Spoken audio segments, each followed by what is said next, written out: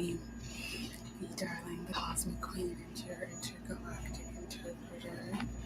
And I am here for our weekly cosmic tea. And I had a pretty busy day yesterday, Sunday, which is why I didn't do it yesterday. I usually would. My week starts on Sunday. I didn't because I was doing open readings at an event. So I am just going to put some of my Venus body butter on my hands really quickly. I will be reopening my apothecary this year. I'm really excited about it. But yeah, now that that's done, let's get into what to expect. The first thing that I heard when I was doing my opening meditation was the song "You Don't Know My Name" by Alicia Keys. You don't know my name, and that's where 111 on the timer, and actually 4 ones on my screen. Feels like ooh. Spirit is saying that. The Most High is saying that. I listened to Superwoman by her today. I feel like it's synchronicity all over. The deliverance that's happening in your life, the blessings that are coming into your life this week are going to really show you the gravity of the power of the Most High that I'm hearing, and you're going to know God's name, you're going to know God's glory by the end of this, is what I am hearing. And that's why I feel like we got that song. And it's like, whoever you thought was running the show, whatever you thought was the higher power that was in control of your life, that time is over. You're about to know what all of this was for. You're about to understand the nature of miracles. That's what I'm hearing. 224 on the timer. So we're going to go ahead and get an overall energy from the Crystal Oracle deck, and then we're also going to get from the Work Your Light Oracle deck. And I know, I'm so excited because it just feels like it's been a really long time coming, and I don't know if y'all can relate. These readings are timeless whenever you watch this video, but last week, for me, if you're watching it when I'm recording it, last week, my sleep was a wreck. There was a day that I think Thursday, I was up for over 24 hours. And my friend was like, "Were you doing something?" Or I was like, "No, I was just trying to sleep." And I have learned that when you're trying to sleep and you can't fall asleep, the best thing to do is to do something else. So that is what I did. And I was just so out of it the next day. And my dreams, I wasn't able to sleep through the night. My dreams were really weird. Other people were saying the same thing. So I do feel like there was a lot of purging going on last week. I do think that I said that in the Cosmic Tea for last week. There was a lot of purging going on, and that can be really unnerving. Thank you. I have been able to get some more restorative sleep, but I do hope it becomes consistent as well. I do feel like that can be really unnerving, and it can also be really dysregulating to experience purging, because the deepest, darkest, the things that live in the shadows, the things that go bump at night, are the things that are coming up to surface for us to they're being exposed to the light, essentially, for us to finally engage with them and let them go. And that, of course, is not very fun. But if you're like me, when we go through those things, my sleep did get very disturbed. So yeah, I think that we finally crossed over a threshold. I'm hearing the term rainbow bridge. And if you know anything about the Rainbow Bridge, I'm actually going to look up a picture. I believe that the Rainbow Bridge, the name in in Norse mythology is Bifrost or Bifrost. And it is a burning rainbow bridge that reaches between Midgard, which is Earth, and Asgard, the realm of the gods. And that's what I'm hearing. And I feel like this really relates to what I've been saying about basically like when you're in captivity and you finally liberate yourself, the Devil card in Major Arcana, you finally liberate yourself. You stop listening to what other people are saying to try and keep you in a lower reality. And you stop accepting that this lower reality is all that you can ever live. You take a risk on yourself finally, and you get out of captivity. You get out of Dodge, as they say. And you enter into the wilderness, and then you're climbing that mountain. I'm hearing Kate Bush's song, Running Up That Hill, but I mean, seriously, like it is exactly like that. And what are the lyrics to that song, actually? Kate Bush.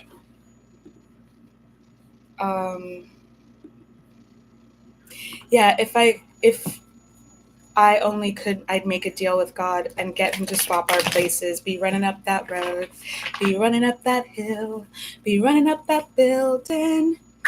And you can actually, you can. And that's kind of like, I feel like what this time period, this particular time of transformation and liberation and personal evolution and growth has been. It has been an opportunity for us to change places with this quote unquote God of our understanding, because a lot of the time I'm seeing the Hierophant card, and specifically in this deck. For a while, I was seeing the Hierophant, and it was very sinister. And the reason being because if you think about it, most of the world religions are ruled by people who are exploiting people's spirituality and a desire for connection and a desire to have a connection and communion with the universe, with a power greater than themselves, and with each other. And in other decks, it's called the Pope, and the High Priestess is called the Popess. But essentially, I would see this card and it would feel very sinister to me because a lot of it had to do with like mind control in a very mundane, not at all abstract, very straightforward way. This kind of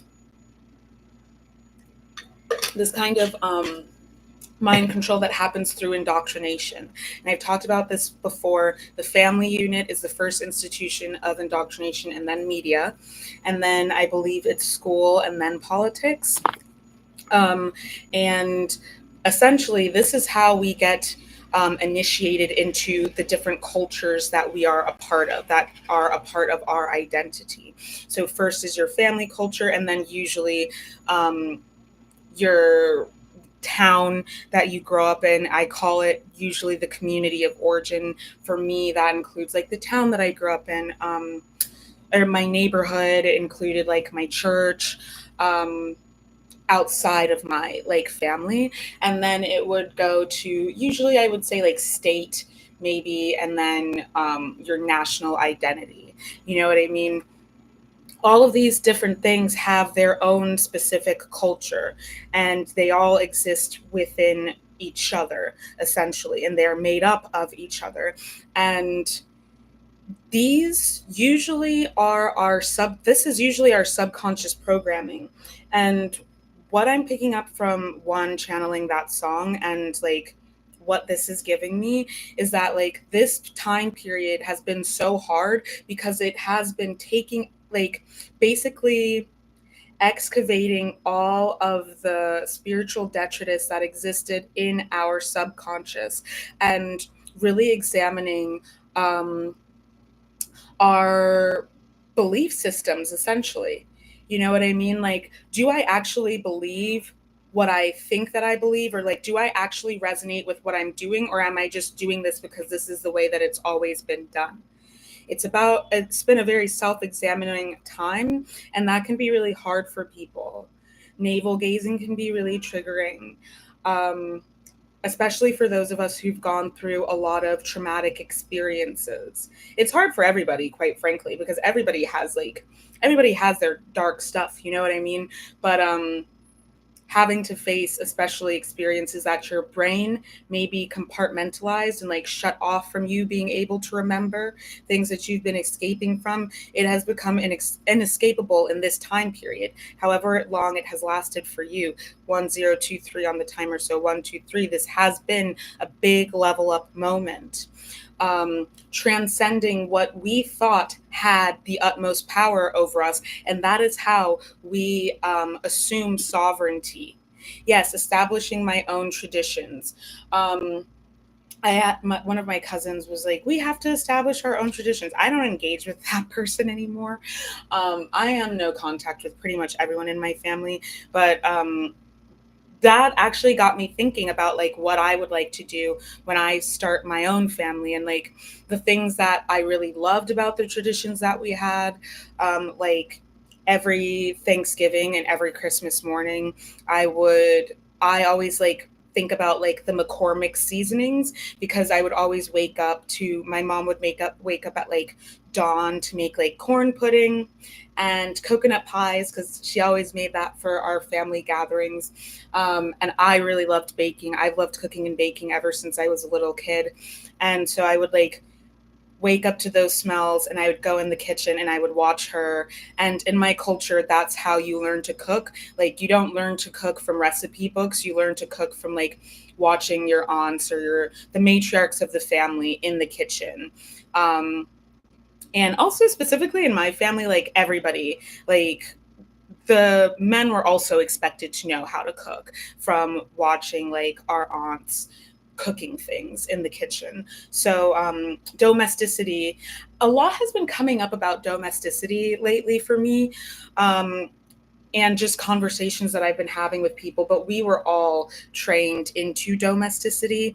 And I think that part of the reason is because like there's been a lot of conversations about trad wives and things like this. And what I just have a very different like way that I come to this conversation, because I am West African and our traditions are like very fundamental to our culture, and there's a reason behind everything that we do. But domesticity in my culture is appreciated just as much as being in the workforce. Like, I feel like in the Western world, people like devalue it and see it as being less than, but actually like in my culture, we see it as actually being more important than being in the workforce, because the home is that's like the foundation for how you go out into the world. You know what I mean? Like, if you are having problems in your home life, let's say that you're arguing with your partner or something like this, like that usually will result in you having struggles in your relationships with other people, like at work or your friends and things like this, because it's coloring your entire experience. So I'm definitely picking up fourth house vibes. And fourth house has to do with home. The fourth house also has to do with ancestry. So this is all coming back to what I was saying about, looking at like the traditions. Also, it's big time Saturn energy, big time Capricorn energy, and also because Saturn is the ancient planetary ruler of Aquarius, big time Aquarius energy. And we know that if you're watching this when I'm recording it, Pluto is retrograde in Aquarius right now, and it hasn't been there in a very, very long time. So this is a really big deal. I mean, some people will go lifetimes. I believe it's over 100 years that it takes for Pluto to come back to a sign. So this is a big deal.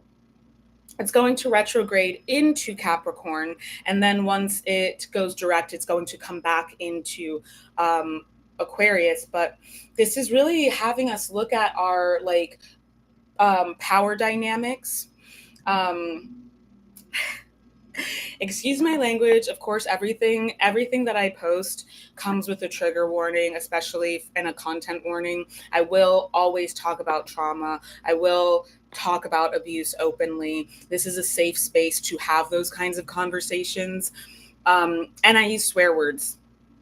So I will say this much. I'm hearing like big dicking. And that is like, I don't think I've ever heard anyone say that in real life, but I watch a lot of Always Sunny. And the idea of like, it's also something I heard in The Royal Gemstones. Judy says that too. She's like, don't shake their hands, BJ. They're just big dicking you. And it's basically when you're trying to like go big on someone, you're trying to like emasculate someone, essentially. You know what I mean? And like dominate, assert your dominance over somebody. And Pluto specifically has to do with personal power. So when it is engaging with these signs that are ruled by Saturn, Saturn has to do with time. It has to do with timelines. For this reason, it also has to do with DNA, epigenetic DNA inheritance of trauma, but also of gifts. You know what I mean? Like, one, I epigenetically inherited my inability to digest dairy. You know what I mean? But then I also epigenetically inherited my ability to be out in the sun for very long periods of time without sunscreen on and experience no retribution for that. So that is in a very, thank you so much. That is in a very mundane sense, but in a bigger sense, you know, I did epigenetically inherit the trauma that was embodied that never got healed in my family. But I also epigenetically inherited the gifts to help heal those things, because on both sides of my family, we have, we are of shaman lineages. So, you know, this is really about, are you willing to do the transmutational work to no longer have this transference of trauma continue in your bloodline? And are you able to effectively use the tools that you are inheriting to help you do that? It's about not just being angry at your ancestors, but also being grateful. And throughout the past year or so, y'all have definitely heard me talk about, like, actually, I think it's been the past like 3 or 4 years. It's been like the past 3 years that I've been grappling with a deeper understanding of being descended from colonizers and people who built a very oppressive, exploitative social paradigm in my country, and also being descended from the people that they oppressed and exploited. And how do I mitigate those things? And sure, I could sit here and be ashamed of it. I had to grapple a lot with the elitism that I grew up with in my mom's patrilineal side. That is both of my grandfathers are descended from colonizers. I had to grapple with that elitism that existed there. And then I also had to grapple with the generational fury and rage that comes from, exploitation. Both of my parents, their moms were indigenous, and both of my grandfathers were descended from colonizers and part of the elite class, quote unquote. And their families did not get along. Both of my grandfather's families looked down upon my grandmother's families. And, that affected who I grew up to be. It affected the way that my mom treated my dad's mom and all of this kind of stuff. And these are things that I was indoctrinated into, but I didn't know a lot of these things because people didn't talk about our family history. We are survivors of many decades of war. So a lot of people they don't want to talk about the past, and my parents had terrible childhoods, so they didn't want to talk about their past, or my mom didn't anyway. And this is something that's really important. I know in 2020 this was something that was very big in the collective. People started doing DNA tests, and people started getting more into their ancestry. I started having conversations with my aunt who was passing away from cancer about like what their childhood was like, because my mom wouldn't talk to me about it. And I would, in an effort to have a better connection with my elders, I would ask them, I would basically interview them about like what life was like for them when they were kids growing up in Liberia. And it really helped me to understand the context of my own life in ways that I never had before. And for that reason, I was able to process all of these things that I had been moving through and basically get liberation from these things that I didn't even realize were holding me back, were keeping me enslaved and imprisoned in my ego, in fear. You know, I tell people this, I'm very open about this. One of my biggest fears in life is to be kidnapped and unalived. And it's not it's not an unfounded thing for me to be afraid of, because I do have family members who experienced that. But also, what is the quality of my life if I allow myself to be ruled by that fear? You know what I mean? Like, I can definitely take measures to not put myself in unsafe situations, but at the same time, which is a big part of why I don't drink anymore. But at the same time, like, I can't live my life with this fear dominating me and controlling what I do, where I go. You know what I mean? So this has really been about personal liberation by seeking our personal power. And we can only do that by knowing the context of our identity. And that exists within these time-honored traditions. And we get to decide how we're going to move forward. That's the Aquarius aspect of Saturn, and the time-honored traditions are the Capricorn aspect of it. I definitely don't want to do pretty much anything the way that my mother did things, but I do want to have those traditions with my kids where, like, you know, they wake up on holidays, they would be our holy days, 222 on the timer. For me, like, I know that on Halloween, if I don't homeschool my kids, if they were to go to like regular school, they would stay home from school on Halloween, and like they would wake up to those smells of me making like huge feasts for them. And we would go on like nature walks wearing costumes and like go on scavenger hunts and have all of their friends over and have like big ass Halloween parties. Like, that's a tradition that I want to start with my children. And it does bring the things from my past into the future without bringing the harmful things. And we do have that ability. I think that a lot of people have this idea that like the way things were, that's how it's always going to be. And it's always going to move. Like, I'm going to have to carry forward with all of this energy all the time. And that's simply not true. And that's why with the title of this live, I think that that's why, like, it's that title is saying like 2311 on the timer, which I also read as 1111 because I use a 24-hour clock. We're experiencing these upgrades to our DNA. And I think that solar plexus confirmation, I think that that can sound very abstract to people, but it's actually not. If you think about it, healing your traumatized DNA, creating those new neural pathways, and no longer 2, 3, 4 on the timer, no longer 2, 3, 4, 5 on the timer, no longer feeding those toxic, entrenched timelines, neural pathways through our behavior, through our actions, therefore our karma. When we heal ourselves physically, that is a genetic upgrade. And if we're able to do that, we transfer that healed DNA down through our progeny if we choose to be people who have children.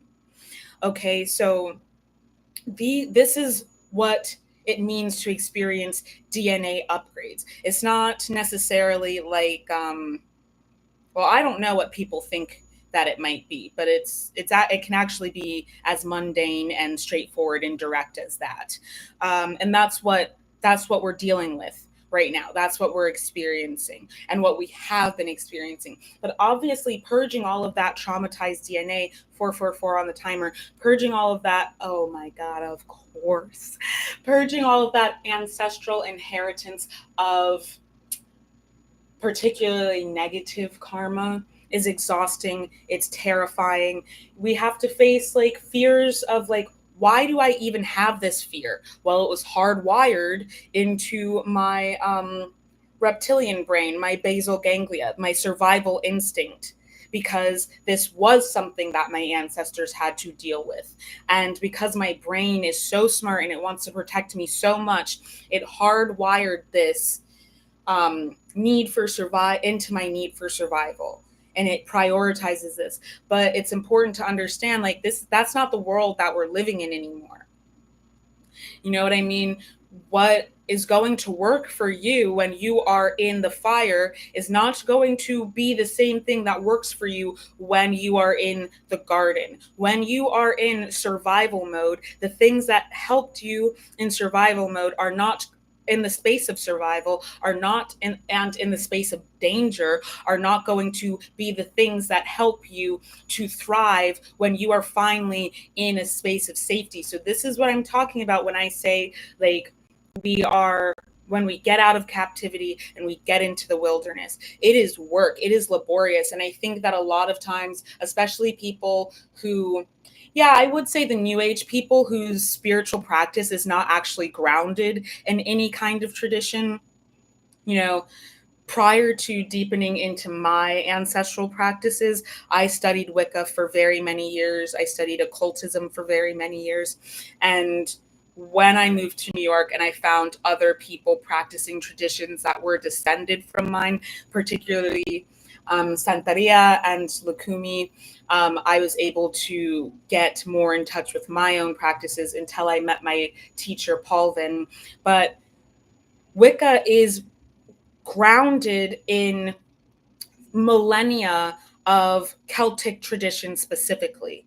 You know what I mean? So when people are coming out here and they're just on this like new age shit that is not actually grounded in anything, it completely decontextualizes spiritual beliefs and makes them abstract by obfuscating the foundational lineages and the reasons why these things exist and how they work in the natural world, which were things that our ancestors understood because they created them in a response to the natural world. These things, they just kind of like, it's kind of just like words. People don't understand. It's like, I guess people call it like word salad. It doesn't make any sense. But when we are actually tapping into thousands and thousands of years of embodied wisdom, you know, our ancestors did the hard work so that we wouldn't have to. Unfortunately, a lot of that knowledge was lost. I do feel like we're in a time where we are seeking out that knowledge again. When we have, I don't even remember where I was going with that. But let's come back. I'm trying to like keep this frequency playing to get rid of monitoring spirits. But yeah, basically, I think that a lot of times new age people just think that it's like, oh, like some magical thing is going to happen and like I'm not going to have to do any work. You know what I mean? A lot of people talk about manifestation and they really don't think that they're going to have to work for it. They don't. I mean, I hear people saying that they don't believe in karma. It's like, bro, karma is a quantum physical principle of existence. Every like action has an equal and opposite reaction. That's what karma is, or the butterfly effect. A butterfly beats its wings in one part of the world and another part of the world it rains. That's what that means. And so I would really, you know, what's really coming through is be very careful. And I think this came through last week too. Be very careful of who you are listening to. Because when I was growing up, I grew up in the church, and like I played a role in the church's ceremonies and rituals, multiple roles. So I had to know them pretty intimately. And at that point in time, I definitely thought that I was going to grow up and go into the seminary. until I realized that I can just be a shaman in my own lineage and I don't have to do it in the Methodist Church. But, you know, my dad is a deacon and my grandfather was the first African head of the World Baptist Alliance. So it's very much like in the lineage of my patriarchs. But when I was a kid growing up in church, I started to realize that they were doing things ritualistically that I didn't agree with, but to the point where I just had an awakening one day where it's like, I don't know who these people are praying to, but it does not feel like they're praying to anything that I want to pray to. I don't know. And, you know, I think that I subconsciously understood that the church that I grew up in was actually very covertly racist and misogynistic. I grew up in the South, so that's kind of par for the course. But I didn't even the way that they sang, it felt like full of death. It was like a funeral dirge when they should have been singing things that were meant to be very joyful. And I didn't resonate with that. And I felt like that meant that we were out of alignment. So I stopped singing in church. I stopped praying with them. And I stopped taking communion because I didn't want to do blood magic. And I'm really grateful that I had the intuition to divest from those systems and those practices. Because once again, like I said, a lot of people have no idea what they're doing when they're just following along with what they've been taught to do. A lot of people after World War II were like, oh, but I was just following along with what other people were doing. This is a big part of why I don't like going to like parades and like large groups where people are susceptible to groupthink, because it's a very fine line between a parade and a riot. You know, and I don't want to be caught in a riot. But it doesn't take much to get a bunch of people who don't think for themselves and have no self-sovereignty to go from celebrating something to trampling one another and, you know, beating each other up and setting fire to the town. It really doesn't. 3, 2, 2, 3 on the timer. It really doesn't take much. So this is really talking about, like, be very careful the media that you're taking in right now and who you're listening to, because there are a lot of people who are spewing propaganda that is extremely destructive and disempowering right now. I've talked about this a few times in the past week, actually, in a few different readings. When the Q people started becoming really popular in the spiritual community, I already knew that there was a subculture of Nazis in the spiritual community, of course, because there's a big overlap with Nazism and occultism, specifically Western occultism. But it started growing around the time that this Q group started becoming popular. And I knew that this was going to be a problem, and I became very disturbed by this because I knew that people who are just awakening for the first time tend to be very susceptible. They tend to be very open to all kinds of ideas and tend to lack discernment. If you're watching this when I'm recording it, it's Gemini season. And one thing that I did download earlier, like last week, was Geminis do tend to be susceptible to spiritual psychosis and being persuaded into harmful ideations. Because when you're so open-minded, but you lack integrity, Geminis are very open-minded, which is a good thing. But if you lack integrity and you don't have your hard yeses and your hard no's, it's very easy for your soft yeses and soft no's to be, or the things that you don't know, to be swayed to the side of something that is harmful and toxic. So that's a lot of what I saw happening with this group gaining in popularity and people going through their first awakening. They call it ascension in the spiritual community online. I don't call it that. I call it an evolution or an expansion. because the universe isn't just going up, it's actually expansive in all directions. So yeah, be very careful, because just as much as we, of course, if we're purging, that means it's a death rebirth process all of the time. We're not, oh, I'm dying at this point and I'm being reborn at this point. No, as you die, you're being reborn. There is but regeneration. There is but transformation. That's what the death card in the major arcana talks about, is transformation.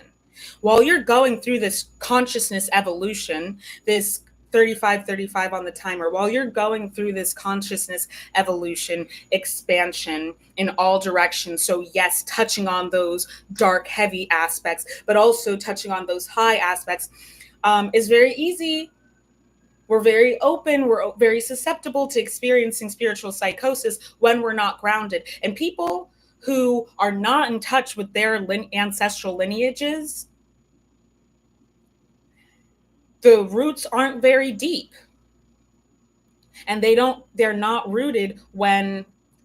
deeply rooted because the mental body, mental cognition, thoughts are related with air, ideas are related with air. We're going to say a tornado, when a storm passes through and it's blowing gale force winds and it's pouring buckets of water, that's emotional energy. When a storm blows through and your roots are not deep enough, yeah, you're going to get carried off with this storm and find yourself in God knows where.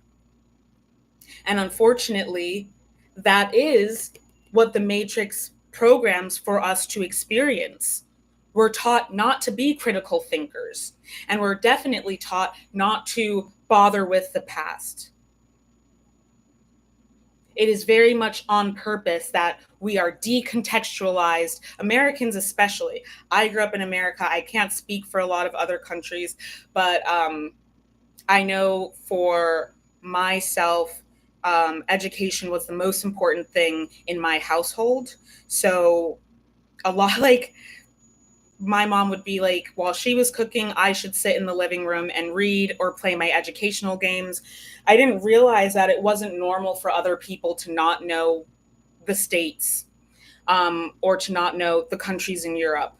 I didn't realize that that wasn't normal for people. I didn't realize that most Americans are actually barely literate, because that wasn't my experience. And I came to realize statistically that that's the case. That's not an accident. If knowledge is power, and the basis of most spiritual vehicles, indigenous spiritual vehicles, certainly in West African spirituality, the founding principle is to know yourself, know thyself. Of course, people who don't want you to be in your power, groups of people who want to exploit you, particularly by controlling your mind and turning you into a wage slave to exploit your labor, your time, and your energy. They don't want you to know yourself. They don't want you to be very intelligent. They don't want you to think critically about what's going on, because if you had any self-respect or dignity, you would be so angry about it that, who knows, you might overthrow them. You might overpower them. The reason that this is coming up now, like I said, all readings are timeless. The reason that this is coming up now is because Pluto, the planet of personal power and power dynamics, is retrograding back towards Capricorn. Now that you've gotten a taste for what it feels like to be sovereign, when you get to that space of being in those time-honored traditions, it sounds great, right? But slavery was transatlantic, chattel slavery was a time-honored tradition. There was a point in time where going to see people, human beings, being sold as property, or going to see people being, trigger warning here, hung from trees, going to watch that happen with a basket full of food with your entire family. There was a time when that was a time-honored tradition. That was a social outing for people. Eve Ewing has a beautiful poem in her book. I want to say it's 1884. It's about the Red Summer in Chicago. Fabulous poem in that book. Look it up. Eve Ewing. She's an incredible writer. And yeah, those were time-honored traditions. And a lot of us don't know our history, don't know what those time-honored traditions were. And so we don't understand, when I was a kid, because my parents didn't teach me American history, and I didn't learn American history, a people's history in school that would have taught me about these things, I didn't really understand the particularly racist, but also misogynistic and experiences that I was having. And I've talked about this several times in several readings in the past little while. When I developed racial consciousness, I was like, oh, that's why I hated myself. Oh my God. Wow. I just did not understand that. A lot of people are waking up to the fact that they're neurodivergent, and they're seeing, oh, that's why I did things like that. That's why I experienced this or that. That's why things that seemed so normal to me were seen as so weird, or this is why things that seem so weird to me, other people thought were normal. This is an evolution of your consciousness. In sociology, we call it developing racial consciousness, developing gender consciousness, developing, in this case, I would say mental, neurodevelopmental consciousness, if you will. And so y'all know I like to ground these things that can seem very abstract into reality in ways that are tangible and we can understand what we're experiencing. This is a great awakening for the collective. When Trayvon Martin started, that was around the time that we were having Occupy Wall Street. That was around the time that we were having the Arab Spring. And this radicalized, this was the millennials, particularly older millennials and Gen Xers were having this social revolution that was going on. And those of us who are Gen Zillennials, or as I also like to call us, baby millennials, this radicalized a lot of us. And because of this radicalization, we were the first ones really growing up as digital natives with social media.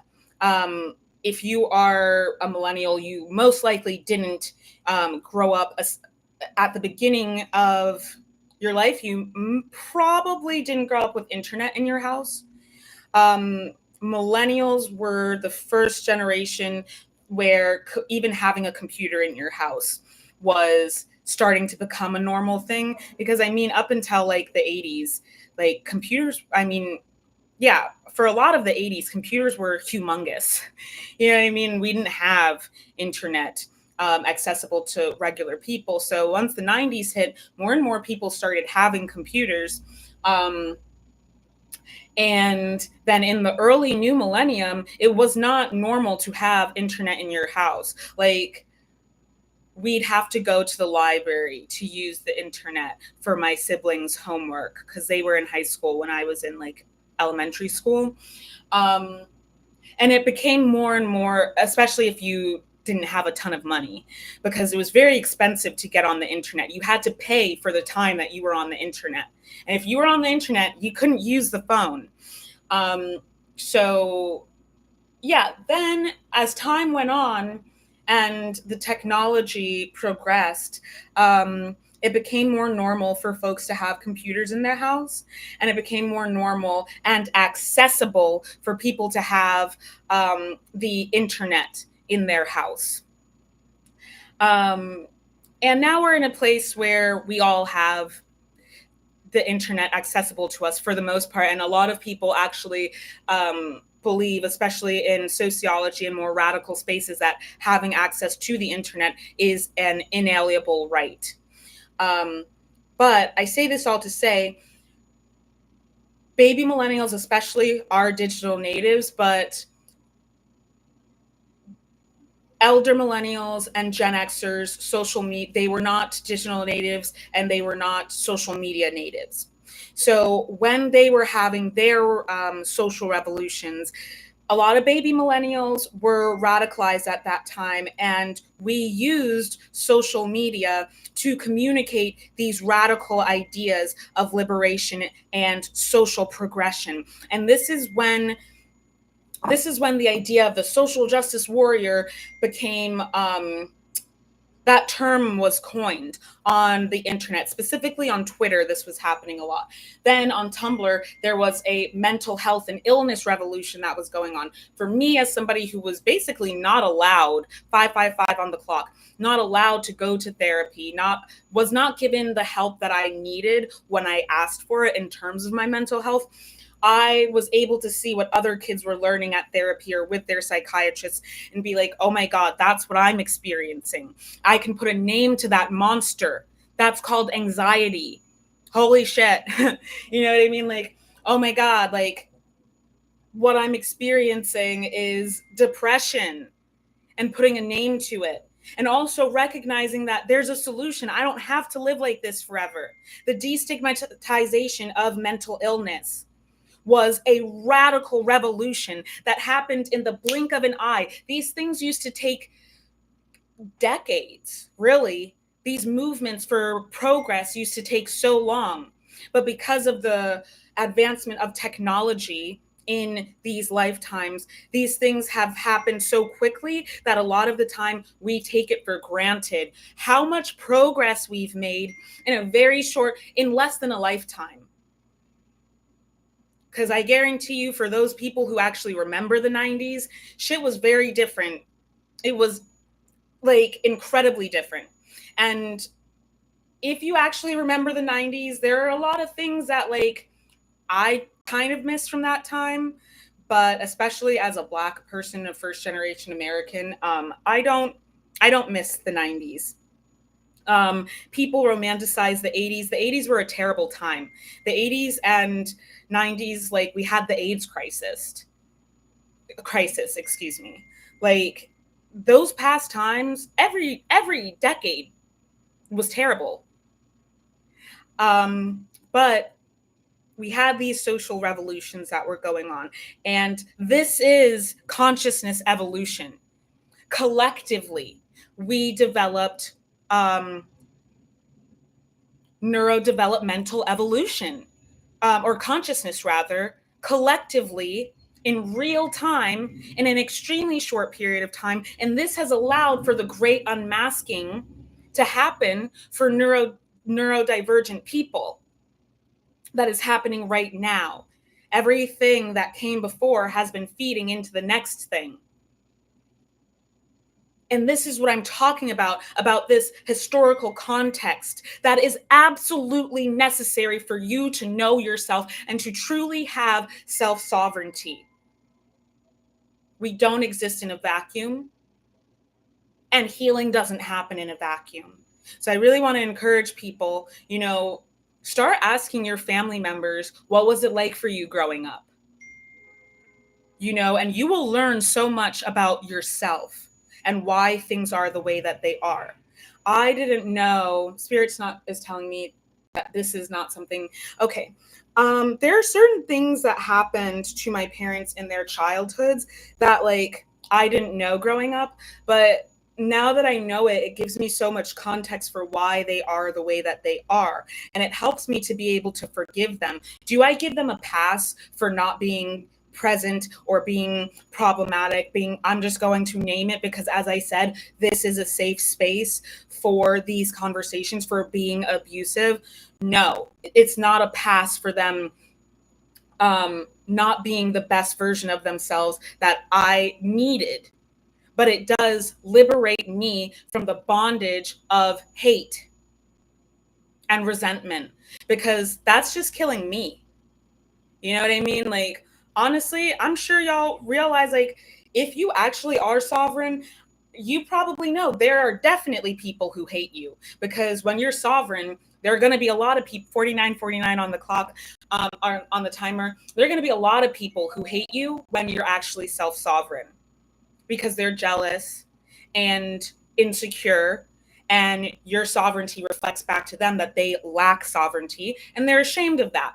But also usually they are in victim mode and they're not willing to be accountable, so they'd rather vilify you than actually say, you know what, I'm going to learn how that person did what they did, and I'm going to apply those principles to my life and see how that works out for me so that I can claim my personal power and agency. They're not willing to do that, these karmic people. So you definitely, I'm sure you definitely have haters, but if you're sovereign, who gives a fuck? You know, I'm sure that if I weren't me, I'd hate me too. I'm sure if I was a weak ass bitch, I'd hate a badass bitch too. Period. And that's really what it comes down to. And we have to remember that. But does their hating me ruin my day? No. But it sure does ruin theirs. If I allow it to ruin my day, it can. But whether or not they're allowing it to ruin their day, they have no control over that. They can't control it. It's gonna ruin their day. So I would rather be free from those lower vibrational, very dense emotions and experiences. And the only way to do that is to liberate myself by doing the shadow work that allows me to experience sovereignty in the here and now. This is Cosmic Tea, and the reason why it is called that is because we are tapping into the cosmos, into the astral energy.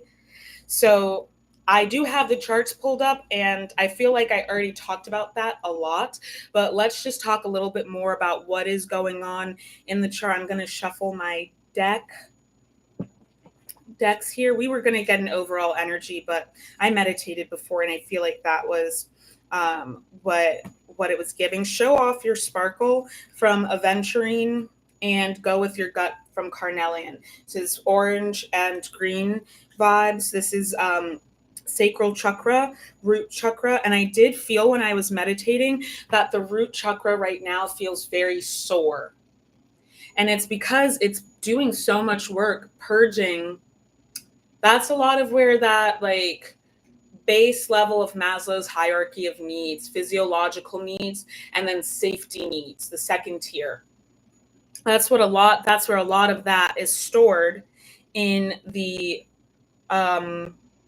root chakra. And in fact, all of the hierarchy of needs, because love and acceptance, all of those things, like people in psychology now today, we understand that they're interconnected. It's not just like, oh, first you get this and then you get that and then you get this. It's like, it's non-linear. We understand that today.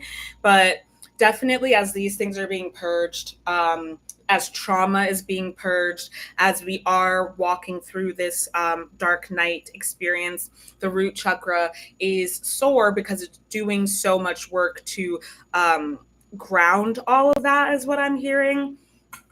So I would definitely encourage this week a lot of grounding meditation. Get out into the world, get out into the sun, like go lay in the grass, go into the forest. I'm also hearing like go to the beach and get in the ocean, because cleansing is going to be very important right now. That's going to definitely help with mitigating the experience of purging. And just like an Epsom salt bath will help you when you are experiencing soreness in your muscles, a salt bath that helps with like extracting malevolent energies, baneful energies, is going to help your chakra system as well. You will want to smoke cleanse, and just confirmation burp, just do this on the daily. Is what I'm picking up. You really need to tap into your intuition in this time. The self-betrayal has got to stop. Today, I've been feeling this like Judas energy around because I've been picking up a lot about betrayal. I'm seeing the colors black and red. Black is the color of the Earth Star chakra. You might want to really focus on that. There is an activation of the Earth Star chakra going on right now. There is an activation of the high heart chakra going on right now. And I'm hearing soul star. So you might want to learn about that. And solar gateway chakra is what I'm hearing.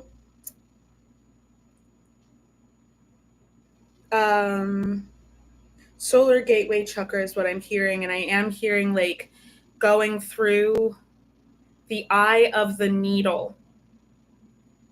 It is easier for a camel to go through the eye of a needle than it is for a rich person to get through the gates of heaven, essentially.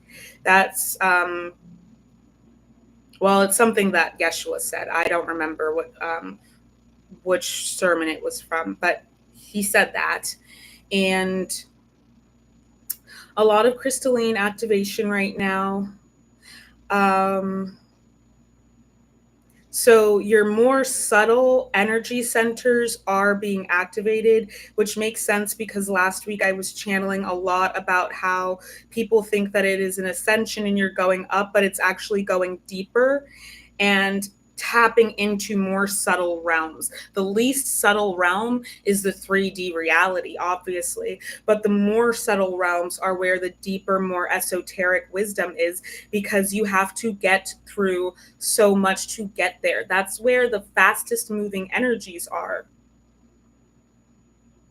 The least dense, therefore the lightest. And we know that for many years, I've talked about this in the Aetherium, is this idea that the light realms, that people think that we're talking about the physical phenomenon of light, which is both a particle and a wave. We're not talking about the visible light spectrum, which is this big in comparison to this in terms of vibration and frequency. And it's also not even the highest vibration. Ultraviolet rays are actually a higher vibration than the visible light spectrum. We're not talking about light and dark. Actually, the highest frequencies, the highest vibrations exist in the dark. The fastest moving frequencies exist in the dark because we can't see them. We can't see the visible light spectrum. And also, just consider this much. What is a visible light spectrum for human beings is not the same light spectrum for dogs, for cats, for certain types of insects. We have to remember that. The universal principle of the light realms is about density. Enlightenment isn't about, oh, the light being born. No, it's actually about coming out of density into lightness. We're bringing Ma'at is coming up here, the scales of justice, right? And Ma'at are the scales. And I guess it's Osiris, I believe, who puts the heart of a person on the one side of the scale and a feather on the other side of the scale. And if your heart is denser than a feather, then you have to go back into the system of reincarnation. And you're ushered through the afterlife realms. You go through the process and you're reborn into the physical manifestation that is the 3D, to deal with the karma that is keeping you dense. And that is why, yes, forgiveness as a principle, it's not overrated and it is necessary for you. Give a shit about them. Who gives a fuck about them? They're going to deal with their karma. Trust and believe. But you have to become unattached from them and from that dynamic, power dynamics coming up here again. You have to become detached from that in order for you to move forward, for you to no longer repeat those cycles, for you to live a life of prosperity, flow, unconditional love, and freedom. When I want to hate people, which I do often, I just some people I'm just like, yo, I fucking hate that person. But because my integrity requires unconditional love, that is a principle that I require in my spiritual practice. I don't give a shit about other people's spiritual practice. In my spiritual practice, unconditional love and unconditional integrity means that when I have those feelings come up in me, I'm not allowed 59 on the timer. I'm not allowed to entertain that. And I have to do the shadow work necessary to get back to a place of unconditional love, which is to say, for me, unconditional love means I love these people in a universal sense. I love all beings because I want everybody to get their needs fulfilled. I want everybody to get their needs met, because I know that when you're getting your needs met, not just physiological, but your safety needs, your love and acceptance needs, your community needs. I'm forgetting the next one. It's not intellectual needs, but basically that, and your self-actualization needs, your spiritual needs. When you are experiencing fulfillment, you cannot also hate other people and harm other people. When you are actually healed, when you are actually vibrating at a frequency, the frequency of the divine, which is unconditional love and unconditional integrity. That's the divine frequency. You can be high vibrational at AF. I just see a bunch of ones on my screen. You can be as high vibrational as you want. But do remember, when you're higher vibrational, that could also mean manic. That could also mean experiencing spiritual psychosis. And you could be being low vibrational at a low wavelength. Low and slow, as they say. And that might be exactly what you need, that vibe, bringing that vibe to a too high vibrational frequency. You had to slow down so that you could, stop overworking yourself. There's value in all of those frequencies, but I didn't say divine. The divine is unconditionally loving. The divine is unconditionally integral. That is to say, truthful. And for me to be in my integrity with my spiritual practices and principles, I have to do the shadow work to not feel hatred for others, no matter what they did for me. That comes through having compassion for them and compassion for myself. I understand as a human being, like, it's natural to feel that way, especially as we've been indoctrinated. It's natural for me to want to push people aside and separate myself from them. I don't want to be associated with them. That's the other. And I'm not that, because they're disgusting. They're trash. They suck. And I don't want to be trash, and I don't want to suck. So if I'm in relation to them, if I open my heart up to them, if I open myself up to them, then I'm also trash and I also suck. And deep down, that's what I fear, is that I'm trash and that I suck and I'm not worthy of unconditional love and I'm not worthy of good things. It all really comes back down to my own self-limiting beliefs, my own self-concept, which has been formed through my life experiences, which includes indoctrination into various cultures that define my identity. For some people, being a hater is their identity. What would happen if I let go of this hate? I wouldn't be safe, because the hate is what's keeping me safe. No, boo. The hate is what's keeping you sick, actually. So it all comes back to the density. We got to let go of what's keeping us heavy.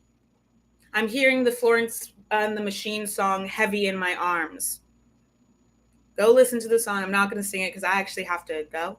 So we got to wrap this up. But yeah, it's about lightening your load and lightening your heart. And we have gone through the eye of the needle, and we have gone through judgment.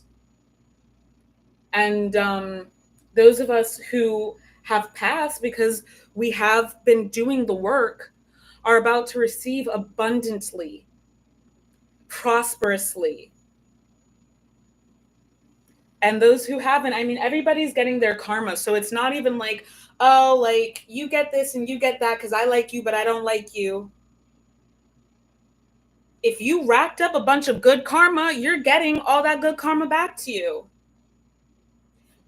But if you racked up a whole bunch of bad karma, you're getting that back to you. That's on you. But also, if you are the chosen one of your lineage and you came here a bunch of 144 on the timer and then also 444 on the timer, if you are somebody who incarnated specifically to clear the generational trauma and karma of your bloodline, I'm getting like tightness in my right arm. So this is like the masculine side, and it has to do with the patrilineal side. And you didn't do that work. You're too heavy to go through. And you're not going to get, like, you didn't do your job. That was the karma that you came here to clear. And all of us are here to clear our generational karma because it's all our inheritance. So you get back what you put out, period. It's not about like, oh, well, God likes me the most. No, that has nothing to do with it. Because actually, the ones who are, have the most spiritual rank get the harshest punishments for acting out. It's what it is. Show off your sparkle, go with your gut. Stop. You really have to trust your intuition. Stop self-betraying. You know better at this point. And I do feel like there are going to be betrayers. There are going to be a lot of Judases coming up, and they're going to be coming back and trying to they're going to be coming back and trying to get into your frequency, to get into your energy with false apologies, maybe just doing weird shit to like get your attention. If you are someone who has clair gifts, if you are someone who's clairvoyant, clairaudient, what have you, if you are someone who's telepathic, like me and my dad and my nephew, if you have those kinds of gifts, then they might be reaching out in the ethers, or you might just feel them pulling on your energy a lot. These people who betrayed you, some of these people, they are acting like they're choosing to believe that you don't know that they betrayed you. They're choosing to believe that, even though they know. It's like I say, like, bro, I don't hide the fact that I'm psychic and telepathic. Everybody knows that about me. So if you're going to be on some shady shit, that's just dumb as fuck, because your own ancestors came and told me. I knew that my childhood best friend was talking shit about me and gossiping about me and telling lies about me to our community of origin because her ancestors came and told me. And when I finally ended our relationship, of course she told me that she was doing all of those things. I don't talk to the people that she talked to. It wasn't 1818 on the clock. It wasn't like they came and told me. I knew intuitively that she was backstabbing me. Okay? So these people, they want to pretend that they don't know that, and I'm shuffling for the social pile right now. They want to pretend like they don't know. They were on some shady shit. They want to pretend like they think they're getting away with it. Knight of Pentacles.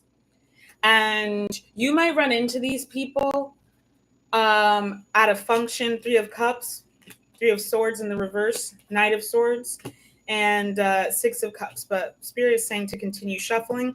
You might run into these people at a function or something like that. But just keep on, like, don't revert to people-pleasing ways, and also don't revert to petty ways. Like, just ignore them. Some of you are going to have a conversation about, like, what it was that they did or what it was that they said. But honestly, like, I know some people, it's like, well, I don't have any tangible proof. Well, that's why they did it in the dark. That's why they did it in secret, because they were hoping to escape culpability. They were hoping to escape the consequences of their actions. You know what I mean? You need to trust your intuition.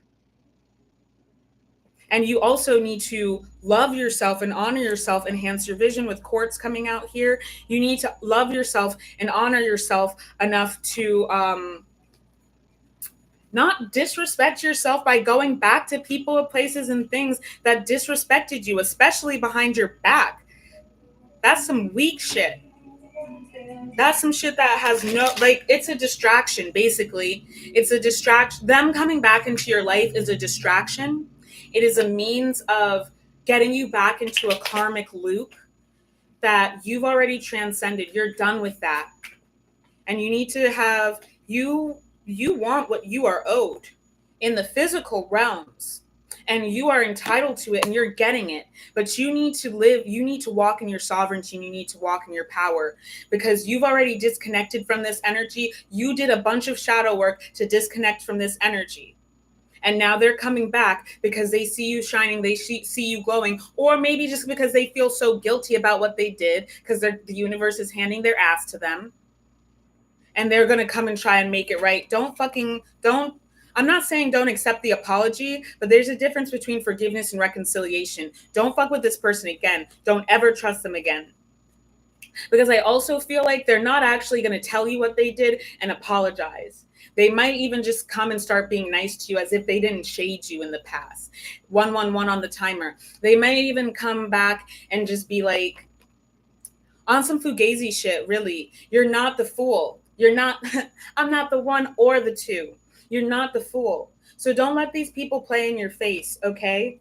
You have so much abundance coming that you're already in. So much prosperity that you are already in. Keep moving forward with that. You're not the page anymore. And you are moving through these karmic experiences. Everything that you're experiencing right now, situationally, is so that you can dismantle these karmic structures and liberate yourself so that you can get to the Emperor energy. Okay? Choose love. Go where it's warm. Choose the frequency of love. Choose the frequency of camaraderie. Trust. Stop fucking with people you can't trust. Only people who don't trust themselves, only people who betray themselves do that. And you have to stop 1122 on the timer. You have to stop doing that. Love yourself enough to give yourself a loving experience. And you can do that by no longer choosing to go to spaces where they don't love you, because they're not even capable of loving you, because they don't even love themselves. Oh, you are welcome. Sunning every day that you can. I love that for you. I love that for you. 3 of Swords in the reverse. No more backstabbing energy, but you have to give yourself that. You have to give that to yourself. No more of this backstabbing energy. No more allowing Judases to be in your circle. But that was a karmic lesson that you needed to learn so that you could stop sabotaging yourself. Stop, no more codependent people in your circle. They might come around trying to tell you all of the work that they did on themselves. They're lying. They're fucking lying. This girl that I was friends with disrespected me OD. I'd given her another chance, even though my instincts told me not to. It wasn't even a second chance, because when we were friends initially, she was really rude and disrespectful back then. And she disrespected me OD. And then I kind of brushed it aside. And then I decided, you know something? This person, she had me around these substance dealers. We are both sober. And I'm seeing the number 4400. We are both sober. We went to this terrible party. It was so terrible. And I had other things that I wanted to do. And she had us around these substance dealers all night. They were just doing Coca-Cola. And one of them literally threatened my life. He threatened to unalive me. These were the kinds of people that she had me around. And also she disrespected me. And like just on some bullshit. It was a terrible time.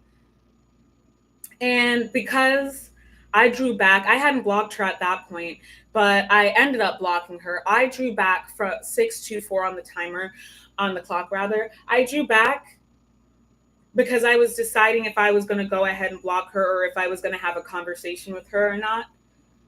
And she started like being like, oh yeah, I really believe the things that you were saying. Like, you're totally right. I see how I'm like sabotaging myself. And I decided I don't give a shit. And I blocked her. You're only acting like that because I drew back and you know that you're about to lose access to me and you don't want to. But if I let you get away with disrespecting me, you would have done it again tomorrow, the next time, the next day, the next day. And every time I allow you to get away with some shit, stop letting stuff slide. That's what it's saying. Like, you got to stop letting shit slide. Every time you're about to, like, you're letting people get away with shit, you're giving them license and agency to do more of it. This is what we're talking about with the unequal power dynamics. Now that Pluto in Aquarius has ripped up those structures of power imbalance that have been entrenched in the collective and ripped it out of us in the microcosmic ways that they've been showing up.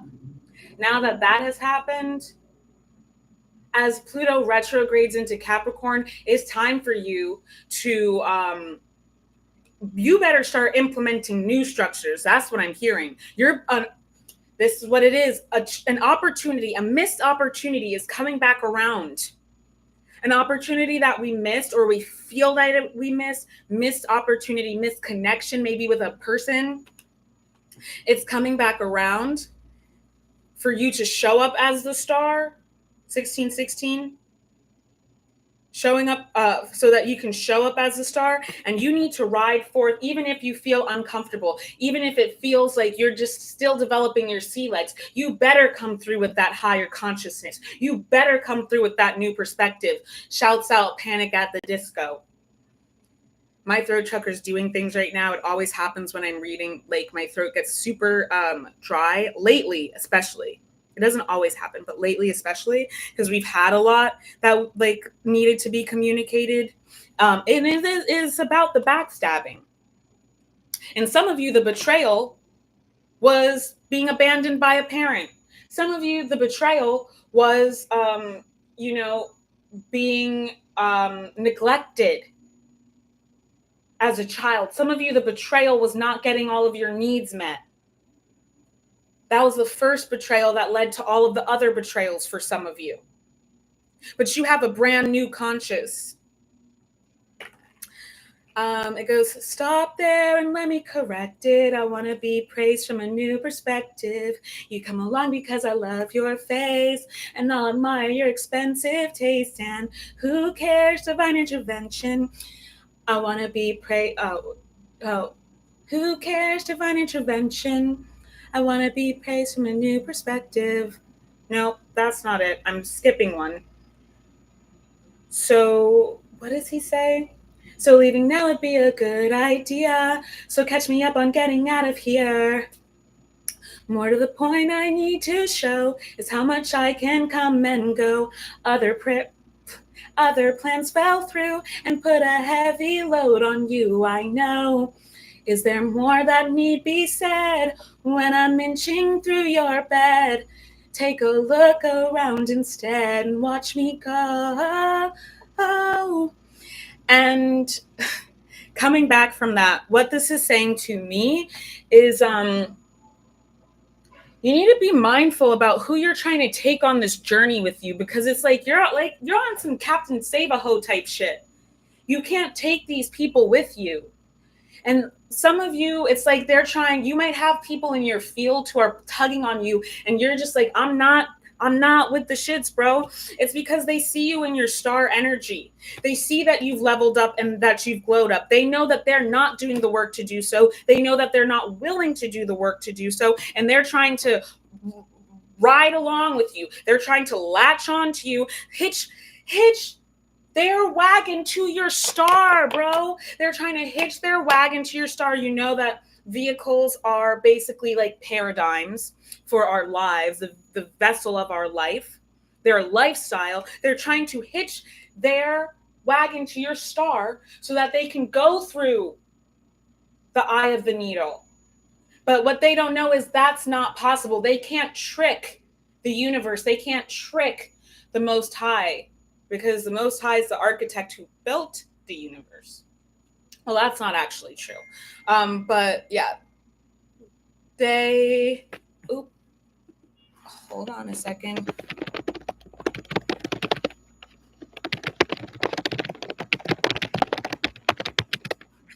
They need that. They need that because they're not willing, and they're looking for a cheat. They're looking for a hack. They're liars, they're cheaters, they're thieves. This Judas energy. They're liars, they're cheaters, they're thieves. And they have taken absolutely enough from you. It's time for you to get payback. And it's about getting that lick back. Why even, I'll always get my lick back times 10. I'll always get my lick back times 10. So what do I need to go and pursue justice for with these hoes out here? I'm hearing Let It Happen by Tame Impala. When it happens, let it happen. But actually, y'all should definitely go listen to that song specifically.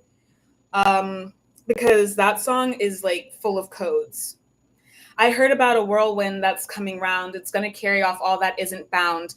What did I say about the storm? And when you don't have your roots dug deep enough. When it happens, I won't be holding on. So let it happen. All this running around, I can't fight it much longer. Something's trying to get out, and it's never been closer. Like I said, all of these distractions are just meant to keep you from, to keep you from going through the eye of the needle, but you've already done that. And you need to keep moving forward no matter what. Some of you may be wavering or faltering in your idea of what you should do in these social situations. You need to move forward no matter what. Fuck them. Fuck that. Okay? Six of Swords, you worked too hard. You've been through too much to allow these hoes to reap the benefits of your hard work and to get the rewards that they did not earn. These marauders is what I'm hearing. These plunderers, they have plundered the abundance of your life, the spiritual wealth of your life. They've robbed you of your quality of life. And they've been very abusive. And they've taken you for granted, and their time has come. When it happens, let it happen. Exactly. Stop running around trying to distract yourself with stuff. Stop people who have to constantly even be tuned into media. It's different if it's frequencies because you're experiencing spiritual attack. I listen to frequencies and subliminals and 𝗪𝗪s lately for the past year or so because I've been under so much spiritual attack. But prior to that, I always slept with the lights off, with it silent. Because sleep hygiene is incredibly important to me. I had a regular alarm clock, so my phone wasn't anywhere near me when I was sleeping. These kinds of things, you know what I mean? Seven of Swords. Yeah, you got people, they're going to be doing anything that they can. Some of them are going to be trying to make some fake ass amends. They haven't really grown. Basically, even if they've taken one step forward, you already jumped light years ahead. So they're still not going to be on your level. You should forgive them, but it doesn't mean that you have to ever fuck with them again, and you shouldn't. That's what I'm telling you. That's a dub. Don't do that. But then you have other people who are still trying to get your attention, still trying to be relevant, and the only way that they 1, 2, 3, 4 on the timer, the only way that they know how to do that is to be a hating ass bitch, to talk shit about you, to cause problems, to make drama, as Liberian people say, to make palawa, so that they can come and because in Liberian villages there are these things called palava huts. I think that I know it comes from an English word, but I think it might be palaver, but it's a Southern word for sure. But they also say plawa, and there are palava huts where people would go and basically talk. and you might go there to solve issues, conflicts, and things like this. So that's why Liberian people say somebody who's very cantankerous. Liberian people love the word cantankerous. Somebody who likes to make drama and is problematic. But what's the word that they use? They like to say, oh, that person's a confusionist. They like to make confusion. They like to make problems. They like to make plava. That's what my ancestors are saying. These people are getting what's coming to them. I'm also hearing they're like trying to cause drama. They're trying to talk shit upon you. They're trying to gossip. But you have people who love and care about you, who are coming to bat for you. People who have transcended that lower vibrational illusion, that glamour that they were trying to put on those people to make them see you in a certain light. And they're going to be like, nah, that's not true, actually. Like, I know for a fact that's not true because you're blocked from seeing their page, but they just posted this thing. It could be something where they're like, they haven't even ever finished school, or they don't even have a job, but then these other people somehow know, they have access to information that like you already graduate from school, or like that you got a promotion at like this job that you've had for a long time, 555 on the clock. So they see that these people are liars and that they're hating ass bitches, and that their lies, this like forked tongue is not being allowed to work anymore. And some of these people are doing it in a way that they know it's going to get back to you because they want you to confront them. They're also trying to ruin your public image. So they want people to see you get out of character. Let me tell you something. A self-sovereign person is not lowering themselves to the level of spiritually broke ass bitch. Let's put it that way. You hate yourself. Why? I'm not getting into it with you because you're at war with yourself. That's your problem. I already chose to stop fighting any and everybody and any and everything, including myself. I know that that's not true. And I know that anybody who is of a sound state of mind and has integrity isn't going to believe you, because nobody who is of a sound mind, yeah, they're just not going to believe someone like you. They can see that you are a hot mess. They can see that you are a liar and an idiot. Okay, so that's what that is. There's a lot of different ways that this can manifest, but that's essentially what this Seven of Swords is telling me. It's a battle of egos, and the ego is in the mind.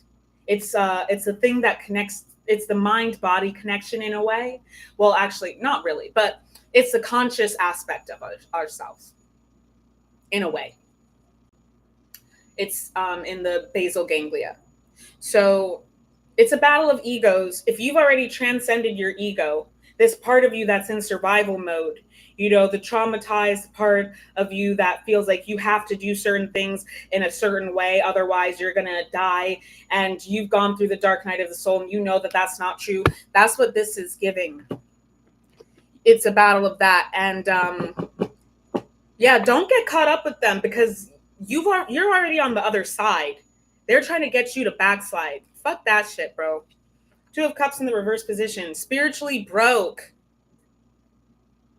Divest. You have nothing left with these people. They want to get you enmeshed, and you are not doing that. So if you see them, don't even trip. Don't even feel any kind of way. You're already certain. You're already certain, 100%. Always choose your integrity. Always choose to show up as the most dignified version of yourself. And like I said before, I grew up in a place where everybody, when we were kids, everybody would fight. You had to know how to fight in the DMV. Everybody. White people, Black people, Middle Eastern people, Asian people, everybody knew how to fight, or everybody fought. You know what I mean? I don't know why that is, but it just is what it was. But like I said, I got to a certain point in my life where I was just like, this is not dignified behavior. This is not the person that I want to be. This isn't classy behavior. But you know what I did learn when I was a kid from that experience is like, talk shit, get hit.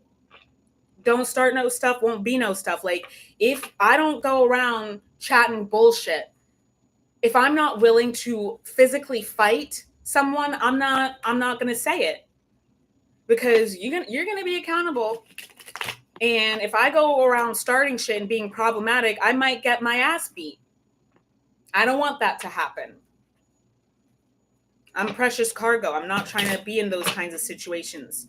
You know what I mean? And better yet, let me not even go around people who act like that. When I can see it, I can smell it on a person when they have that kind of spirit upon them. And I'm just not going to interact with them. They might try and talk to me. Yesterday I was doing readings, and it was in a public setting. It was at a street fair, essentially. And this guy who was clearly dispossessed, and that is to say, rife with entities, he kept trying to like come and interrupt the readings that I was doing.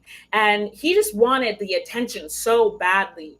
And the first time I was like, okay, hello. At first I ignored him. Then he kept coming around and I was like, okay, hello. I acknowledged him. And then he kept hanging around and trying to like say stuff. Like in the reading, I was like, excuse me, can you actually like give us some space? This is a very intimate experience right now. Like, we need space. And I dismissed him. This is the type of energy that we're talking about. Like, people, they're just they need that acknowledgement. Either just don't even give it to them, or simply dismiss them. Let them know like you're not the one to try that shit with. Okay, 5 of Wands in the reverse energy, in the reverse position, exactly. We're not doing that egoic shit anymore. We're not doing that karmic shit anymore. That like trauma bonding, that trauma responding. We're not doing that anymore. 4 of Swords in their direct position. But these are the karmic tests. These are the karmic tests to make sure, like, you have to pass these levels in order to get into this, what is we refer to as the kingdom of heaven here. I saw a bunch of 1s and 3s. It was 1 3 1 3 1 on the timer, so that's significant. That's what's going on in the social world. We're gonna get some love and romance stuff. Well, I think we're gonna leave the Hierophant out where it was. My throat is so dry. But honestly, it's because I had a cigarette on Saturday and now my body is purging. And I'm not going to do that again. Sometimes you really have to like get your ass handed to you, like keep doing the same thing that you know harms you in order to like learn your lesson. So I do want to say that we have a major stellium in the 2nd house of Aries when we start this week, this period out. So we have the moon, which is conjunct the north node, as well as Chiron in Mars, which is in domicile. We have 12 degrees and 12 degrees, obviously, for the north node and the moon. And then Chiron, we have 22 degrees, and it's in the 2nd house. So it's a lot to do with 1s and 2s. It is a lot to do with leadership. Sovereignty? Can you lead yourself? 10 of Cups coming into union. You are really being rewarded for transcending this Hierophant energy. 1 3 3 1 1. Yes, you're really being rewarded. Because like I said, you're giving yourself the love that you deserve. And the more that you give yourself the love that you deserve, the more that you give yourself and allow yourself to live the life that you deserve. And some of this is like, okay, if you are, I'm going to make an example of myself. There is a time period, obviously, where you see how I sound, right? And I would have people trying to gatekeep my Blackness, even though, you know, I'm African. So no, I'm not going to necessarily understand everything about Black American culture, but that doesn't mean that I'm not Black. You know what I mean? So there's gatekeeping of culture, right? And you can take this as it applies to you and your life and your own like social experiences. But this is the example I'm going to use. These gatekeepers, I felt like I needed to prove myself to them because that's how these power dynamics worked. They felt inferior in some way, and so they needed to oppress me or harm me in some way, and they felt better about themselves when I was trying to get their acceptance, get their validation. And so because people be like, oh, I bet that you like only date white guys, or like, I bet that you are only gonna, like, you're gonna marry a white guy for sure. And then also my mom said something super racist about like me and my sisters and my cousins, we should marry like white men so that our kids could show up in pictures. My mom's very colorist and anti-Black. The point is, there was all of this messaging around this time where I was developing racial consciousness, and I was very mad. I had a lot of unresolved trauma, unprocessed trauma, and there were white guys specifically who at this time, I don't think I was not identifying with my queerness at this time, but who liked me. And ostensibly I also liked them. One of them, he was like cute or whatever, but like actually he was really problematic, and not in the worst type of way, but just in a way. And I'd also had like not great experiences with ex-partners who were white, and I was just like, I'm not ever dating white guys again, like da da da da da. But when I really got down to it in the past few years, I realized that a lot of that was not necessarily because of my own personal experiences. Also understanding that like most cis men and most people who are gendered as men, who are indoctrinated and socialized as men, are misogynistic and not going to be good partners. Most of them, if they're still operating from their indoctrination, I realized. And I'm not going to sit here and assume that all people are going to be a certain type of way if I don't want people assuming that I'm going to be a certain type of way, or that I'm not a certain, like, oh, I'm so different, when in actuality, no, I'm not. I'd like people to actually like meet me as a human being. But I was allowing other people's perceptions of me to control my way of like how I went through the world, to control my relationships. And thankfully, I got to a place in my sovereignty journey where I was just like, honestly, I'm going to do what the fuck I want. I allowed people for a long time, I allowed people this Hierophant energy, whatever was like controlling me. And it was like getting acceptance from other people who didn't even like themselves. You know what I mean? Masking, so much of my masking, like this need to be an international party girl. Like, what the fuck? I pretending to like having to drink so that I could not notice how much I didn't like the people that I was around, but they were the cool people, they were the in crowd. So I wanted to be around them to prove a point. And now that I accept myself and I love myself and I'm self-sovereign, I'm like, fuck that. Like, I don't like you. And I don't think you're cool. I don't respect you. I don't give a shit who likes you and thinks that you're cool. I don't. And that turned the tables. That turned the tables for me. And I said the thing about the relationships because, you know, when I think about it, there's like one specific person. Distractions. Exactly. I'm so busy. Excuse me. I'm so sorry about that. I was so busy thinking about like what other people believed or felt or wanted from me. I hope that y'all can hear me. I was so It's so loud. Oh, you're Nigerian? Let's get it. Yeah, bro. Okay. So it's not just my mom. I mean, colorism is actually pervasive and it predates racism. Because racism was created 400 years ago by Thomas Jefferson. Colorism is millennia, like thousands of years, at least 1,000 years old. And there are records of this specifically in India. But yeah, my mom's light skinned. So I just like at that time, I was just like, why did you have kids with a dark skinned man if you don't want Like, if you want us to have lights, like what? But it just goes to show how much she hates herself. And it just also is just, it just told me once again that she felt that like she had regrets about us, and we were embodying her self-hatred, and we were embodying her, for her, we were iconographic of her self-hatred. And for that reason, my mirroring that back to her as karma was to go the exact opposite direction and be like, well, I'll never date another white person again.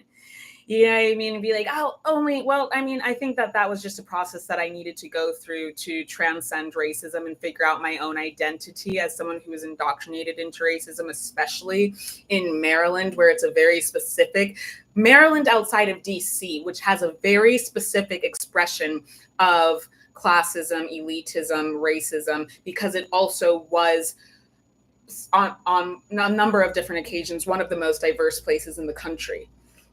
That those are just, sometimes you're all the way in one direction, you're all the way at one polarity, you're all the way at one extreme, and you have to go to the other extreme and continue doing that until finally you land in the middle. Finally, you land at your heart. Finally, you land at your authenticity, and you know who you are and what is for you and what is not for you. And what I realize now is, like, there's this one dude, I have this TikTok where I made a couple of them where it was like, why are Capricorns like that? And it was about this dude that I knew, like, in my partying days. He's like a friend of a friend, and he was so fucking hot. But at that time, I was just like, I'm not doing that shit again. 1-4 on the timer. I'm not putting myself through that shit again. He was definitely soul family. He's also a really nice guy, but also I don't like the way that Capricorn sons feel like I should chase them. And they are not very good at communicating. So it, like, we liked each other, but he never communicated that to me clearly. And yeah, I also was just in a place in my life where I was like, I'm not dating any other white guys. Because I've definitely talked about my ex, who I found out was like, trigger warning, SAing people all over the place. He's a serial SAer, and he groomed me. I was 20 when we met, and he was 29. And just like other like situationship, like dating experiences that had been really bad. But, you know, I don't like to live with regret. That relationship with that kid, that like, we liked each other, and he's really cool, and I also think that he probably had a lot of money too. That kid, like, the relationship, if I had dated him, it could have been like terrible. It could have been terrible, but it also could have been really great. But the point is that I didn't date him, not because of, one, I was letting past experiences color my perception, which is natural and normal. And that's what I'm talking about when I'm saying, like, living in that survival mode. I was just trying to protect myself, and superficial means of protecting myself were all I had, because I didn't have the tools, nor did I have a community teaching me the tools to do the real deep work of healing, so that it's not just the superficial things that I see on the surface, but I can sense when someone is a safe person. I can see the signs. I can know the red flags in people. And I'm going to get into another little story. You know, I love a good parable after I finish this, but it could have been bad. It could have been great. But I have been thinking for over the past year, the fact that, like, it wasn't actually anything about him. It was nothing about him that was the reason why I didn't date this person, or I didn't pursue something that I wanted. I didn't allow myself to have something that I wanted. It was fully about social paradigms and my own traumatic experiences within these social paradigms, which is understandable, but it's not good, and it's not right, and it's not healthy, and it's not going to bring us what we want. It's not going to bring us into divine union. You have to be able to tell with your heart, intuitively, who is for you. Because your material eyes are not going to tell you that. So your emotional body and your mental body need to be working together to be able to identify that for you. Conversely, then I was just like, I've talked about this before. I had this friend group when I was like maybe 22 or 23, and we worked together, and we were all Black females, and a lot of us were queer as well. And it was my first time having a friend group like that. And 144 on the clock, and then 444 on the clock. It was my first time having a friend group like that, and it was one of the worst experiences of social violence. Like, I had my ass kicked in that friend group. It was very toxic and harmful, and it probably hurt more than it did in other friend groups, because I expected them to understand and be safe, and they were not. And they say that like woman-loving women, or like sapphic breakups are like are harder than breakups with like people of the opposite gender or other genders or whatever. And that is my experience as well. It just hurt more, maybe because I felt like they should understand my experience. And they should act a certain way that they weren't going to. But that's what you have to understand. There's no biological predisposition to not be a fucking asshole. There's not a biological predisposition to not be an abusive piece of shit. Like, that doesn't exist. You know what I mean? So like, you have to start seeing with your heart. And I feel like through the shadow work, a lot of folks have been doing that. Either you need to start looking at shit like that now, or circle got smaller. Everybody, yup, exactly. Like, either you're going to start looking at that. What was the name again? Did you say Let It Go? I don't remember. Oh, Let It Happen by 𝗵𝗵𝗃.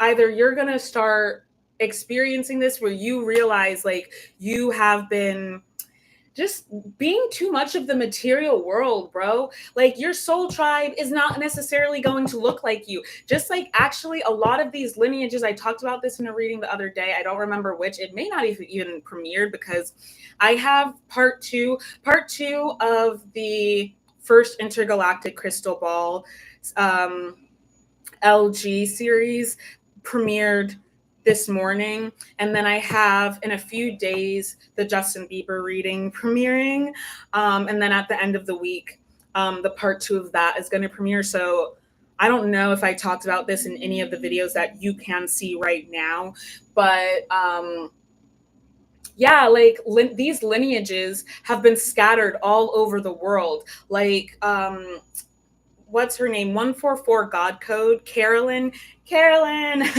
She talks about it. Like, I love Carolyn. She used to be called Carolyn, Servant of Yahweh, and now she's 144 God Code. But like, when you have a dandelion that has, I guess, died basically, and you blow it and the seeds travel all over, that's essentially the same thing that happens with our genetics. You know what I mean? Like, a lot of people in the United States have Indigenous American ancestors. I know I have Indigenous American ancestry on my mom's side. I don't think so on my dad's side. But I have a friend who her great-grandmother, I have two friends actually like this. Her great-grandmother was kidnapped and forced to be the wife of white person, and that's called Black Dutch. So you never know, actually, like in terms of like, you can't just look at somebody and know that that's your soul tribe. Like, to be able to know that, you have to be tuned into the subtle frequencies within yourself to be able to sense it in them. Okay. And some people are not going into those subtle frequencies, and those of us who are, we're going to meet each other in these spaces and places that are in tune and in frequency with that. Okay? That's the 10 of Cups coming into alignment with our divine counterpart. Some of you, you're going to be meeting whoever your kingdom spouse is, but I'm actually specifically hearing divine counterpart. And we know with that, I feel like there are going to be distractions. There are going to be like people trying to get with you who are not the right person for you. You might have people from the past pulling on your energy right now, and it is a way to like take you out of your power with Pluto retrograde. Eight of Wands in the direct position. The energy is changing around you. We know that in the Aetherium, divine counterpart is every aspect of your life. So you might want to like look at the different houses in your chart and be able to like be like, okay, this is what this is what that is, this is what this is. This is what I can expect here and there, especially your progressed chart. But yeah, you're gonna have a lot of things that, excuse me, things that might trigger you emotionally, because they're getting you into action. You will have to be like, you have to be the one who's willing to say no to certain type of relationship dynamics. You feel me? You have to be the one who's willing to show up in your power, in your relationships. So the relationship area, what close intimate relationships and people in your direct vicinity, that's where a lot of the tests are going to be happening right now. 7th house is in Virgo, and we have Dark Moon Lilith there. So yeah, don't play with hoes out here. The person who's right for you is not going to try you, but there is shit that is happening in covert things are happening, and I'm hearing covert narcissism. You have to trust with your spiritual, you have to see with your spiritual eyes and start feeling with your heart. You have to, because what's going to happen is, let me sum something up. As far as like femmes are concerned and females, I've only ever been attracted to like, pretty much I've only ever wanted to date like other Black femmes, but they broke my heart too, really badly, and treated me terribly as well. So the point is, like, now I'm at a place where I'm almost 30 years old, and I've gone through a lot of these lessons that you have to go through when you're a young person and starting out dating and all this shit. And 1, 2, 3 on the clock. And it's like, I had to go through all of those lessons to learn, to develop the wisdom that I have today. And the wisdom that I have today is like, I'm not going to judge people based on their exterior. There are certain things that I will expect in our relationship because social structures, this is the social structure that we live in. That is a social fact. Like, we live in patriarchy. So just because I'm like, well, you know, they're not better than me and da da da da da, it doesn't matter. We still are living in patriarchy. You know what I mean? We still live in a racist paradigm. We still live in an anti-Indigenous paradigm, and people, those power dynamics matter. I'm not going to be an idiot and make life harder for myself by in that way. You know what I mean? But like, ultimately, I'm not going to keep myself out of union with the people who are meant for me, because I'm seeing with my physical eyes and thinking too much with my ego brain, as opposed to seeing with my spiritual eyes and seeing with the eyes of my heart. I'm hearing that praise and worship song, Open the Eyes of My Heart. I want to see you. I want to see the divinity in other people. And if they're not living in that divinity, then I'm not fucking with them. But if they are, then I know that those are the people for me. I did say divine counterpart. And just think about how many deities there are in the pantheons. It is soul groups. So if you're like, for example, if you're a child of Oya, you know, that's your soul group, are the other children of Oya. And they might not look how you're expecting them to look. They might not sound like you're expecting them to sound. They might not like the same shit as you. But when you open the eyes of your heart so that you can see their divinity, you see that is your divine counterpart. And I'm hearing it's like Venus, and people think that the divine counterpart of Venus is Aries. No, actually, it's not. The divine counterpart of Venus is actually Mercury. So take that and do with it what you will. But there's a lot of stuff happening behind closed doors. You have a lot of secret admirers. You've had them for a long time.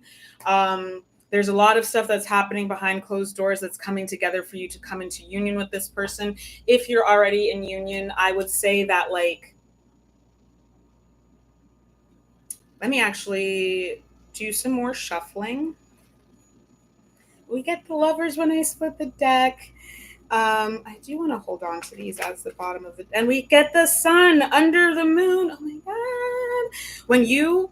If you continue walking in your power and your sovereignty, you're gonna come into union with this person. The thing I feel like for people who are already in union, like, we're still on this journey of getting deeper into the subtler realms and seeking out that divine spark and getting rid of all of the shit that is blocking us from our authentic self, from the divine spark.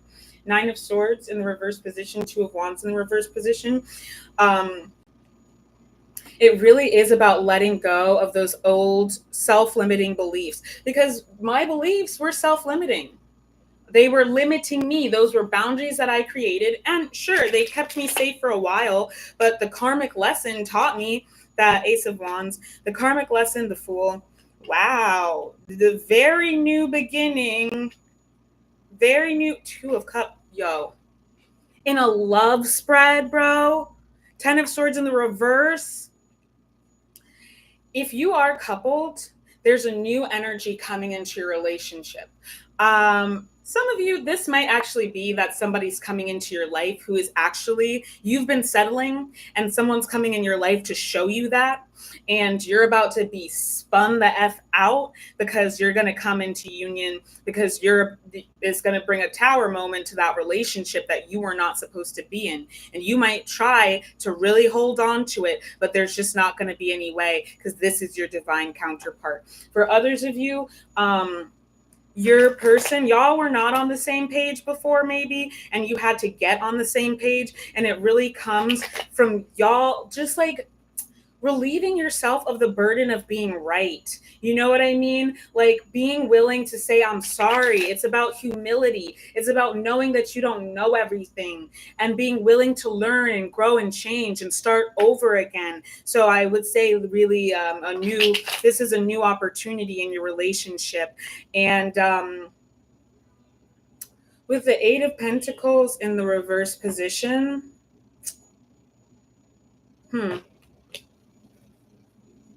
8 of Pentacles in the reverse position. To see you high and lifted up, shining in the light of your glory.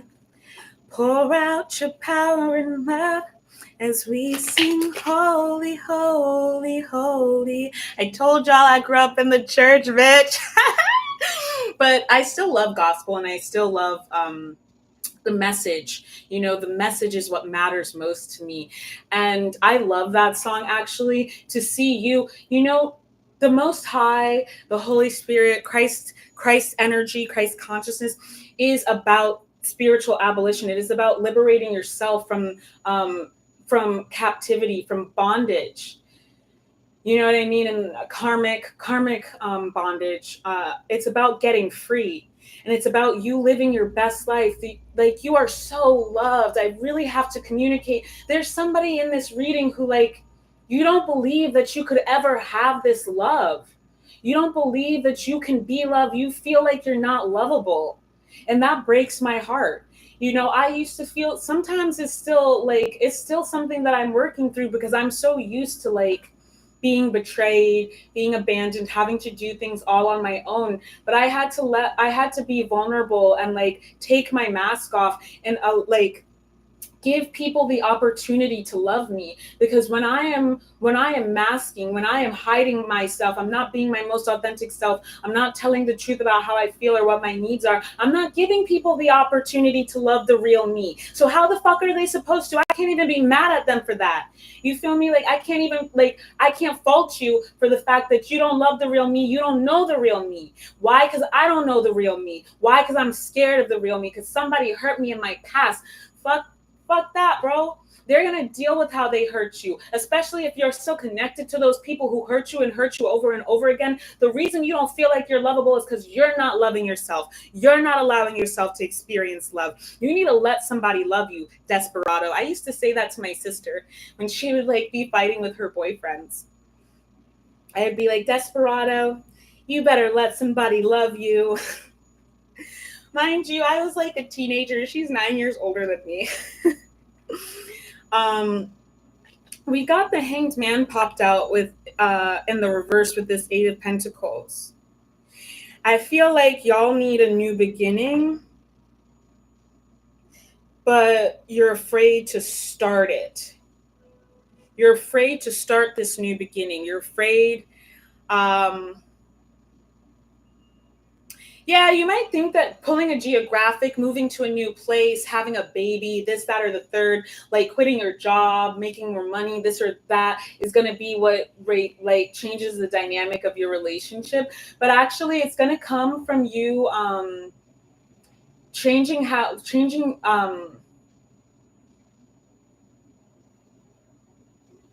Yeah, I am hearing this house is not a home. I feel like y'all maybe do need to move, actually.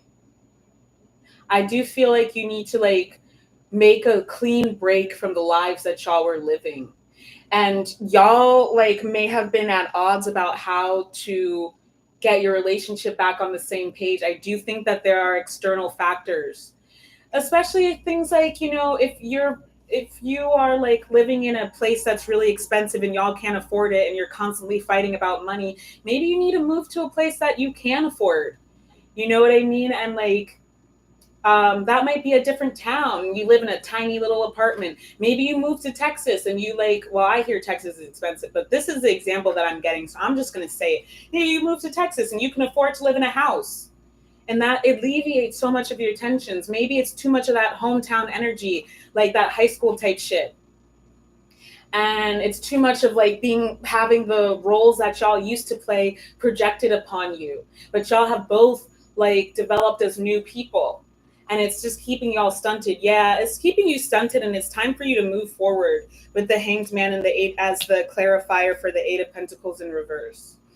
You need a fresh start in the material realm for this fresh start in your relationship.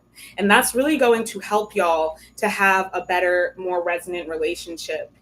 Whoever this is, also about like really like struggling to love yourself, to see you high and lifted up, shining in the light of your glory. Anyone who truly loves you. Some of you are sleeping with the enemy. You're dating somebody, you're married to someone, you're in love with someone who doesn't actually want to see you in your power. They just want to possess you. They think that they love you, but they're just obsessed with you. They just want to own you. They just want to control you. You're an object to them. The people who truly love you want to see you live your best fucking life. And they're going to do what they can to make that happen. Pour out your power and love. Yeah.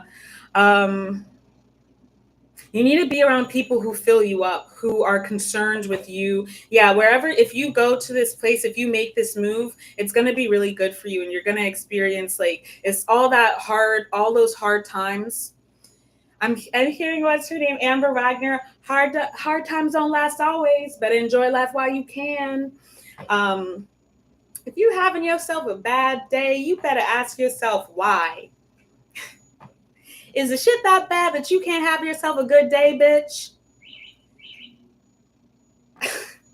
Go watch that video. It's one of the most inspiring videos I've ever seen. I love that video so much. I watch it on repeat when I'm like really down bad. I will watch that video on repeat. Because sometimes you just need help to get into that energy, you feel me? But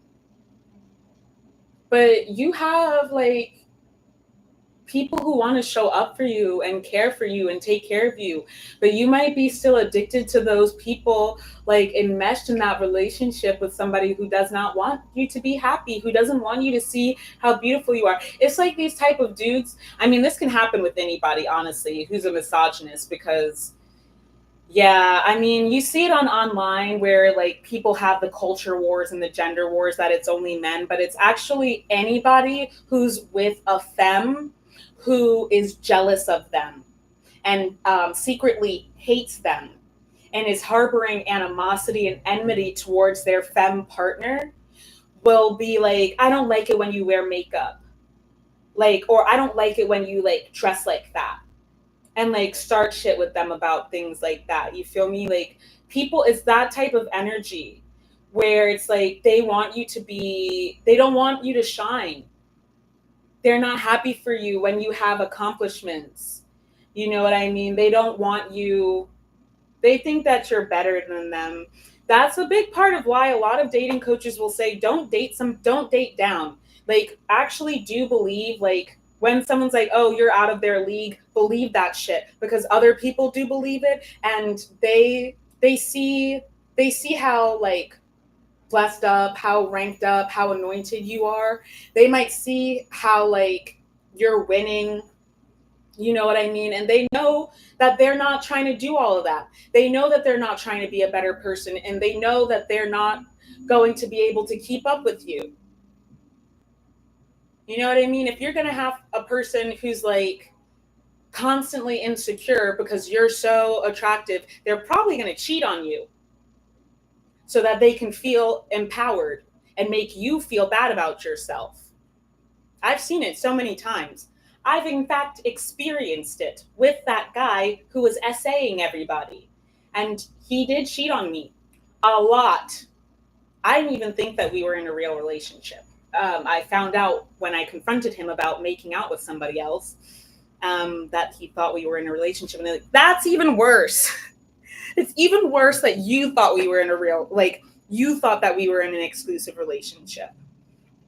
Eight of Cups, change coming in to, yeah, it's gonna just be so much better. Y'all are finally gonna be able to get through the blockages that have been keeping you stuck. I do feel like things are gonna come up, like challenges are gonna come up because of like bringing this past trauma forward with you, but you just need to show up and do the shadow work. Shit, there's not much more to say except for that. There's not much more to it than that. Just show up for the shadow work. When the challenges come up, show up for them. You have the tools. If you don't have a support system, develop one. Get a therapist. Go to a support group. Get a psychiatrist if you need one. You know, have a spiritual community. I work with a bevy of spiritualists, energy workers that I trust very deeply. I'm very discerning about that. I work with a bunch of them and I pay them to do work for me and on me and with me. And I do this. This isn't just because like, oh, I want to be famous. I'm not getting paid off of a lot of this, off my content. Like I do this because it feeds me, it nourishes me, and because I'm an oracle, I channel messages for the collective. That's what I was born to do. That's my literal life's purpose. I will not be well if I don't do this, okay? So yeah, get you a support system that's going to actually love you. When I got an unconditionally loving support system, that is what enabled me to go no contact with my abusive family of origin. And my life is infinitely better. I experience so much more peace. Most of the problems that I deal with, that I've dealt with, have been because of me fixing, like, the cleanup of the wreckage of the past. It's not because of things that like are actively happening. Most of the time it's because of like I have a lot of catching up that I have to do. I have to deal with the things of the past so that I can level up. Okay? 10 of Wands in the reverse and 7 of Cups in the reverse. Yeah. It's just going to be better. Okay? Death in the reverse. It's going to be better. You're not going to have, it's going to stop being karmic, that's for sure. It takes work, and you can't just run away and be like, oh God, it's terrible every time. You have to do work with your partner. But some of you, it is karmic, and you're going to leave them because some of you, somebody is showing up in your life, and they're actually the person who's going to show you, oh, this person was not my person. So that's what I have for that. I want to just get money matters now. I want to just get money matters, Spirit. Yeah, you got to love yourself, bro. You got to love yourself. Because until you love yourself, you can't actually love other people. It's not that other people can't love you. 1919, they can love you. You will not receive it, though.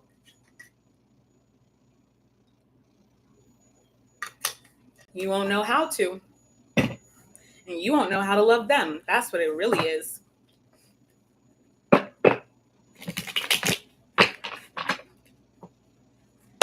Money matters. Don't settle for less than what you deserve. You have offers coming in. Some of them karmic. The Devil in reverse, the Hierophant in the direct. This does not read sinister to me. 4 of Swords in the direct, 8 of Cups in the indirect. Don't self-sabotage. The Hanged Man. You've been waiting a long time for this blessing. Don't self-sabotage. You know better. You've already learned your lessons. This thing that's going to come in, you can trust it. It's meant for you. You've done the work. And your ancestors are on your side supporting you in this. And this is your divine inheritance. You know what I mean? You may have always felt like you were meant to be wealthy, even if you were experiencing poverty.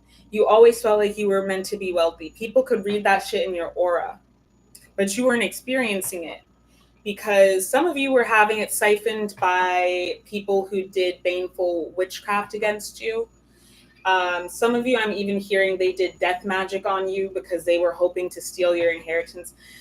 And that's fucked up. Some of you, they had entities attacking you left and right so that you could stay weak and that you would not, they would siphon from you. They wanted you to stay weak because they wanted to be able to manipulate you and exploit your energy. Especially Chosen One Collective. Somebody does not want me to say this message, but if you went through the eye of the needle, time's up is what I'm hearing. Time's up. I got my eye on you. What is that song? Just hold on, we're going home.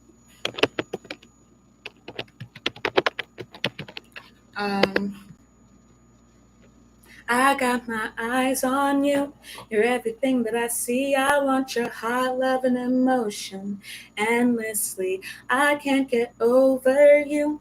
You left your mark on me. I want your high love and emotion endlessly. The reason why this is coming up, because when you think about, I want you to take an opportunity with songs specifically.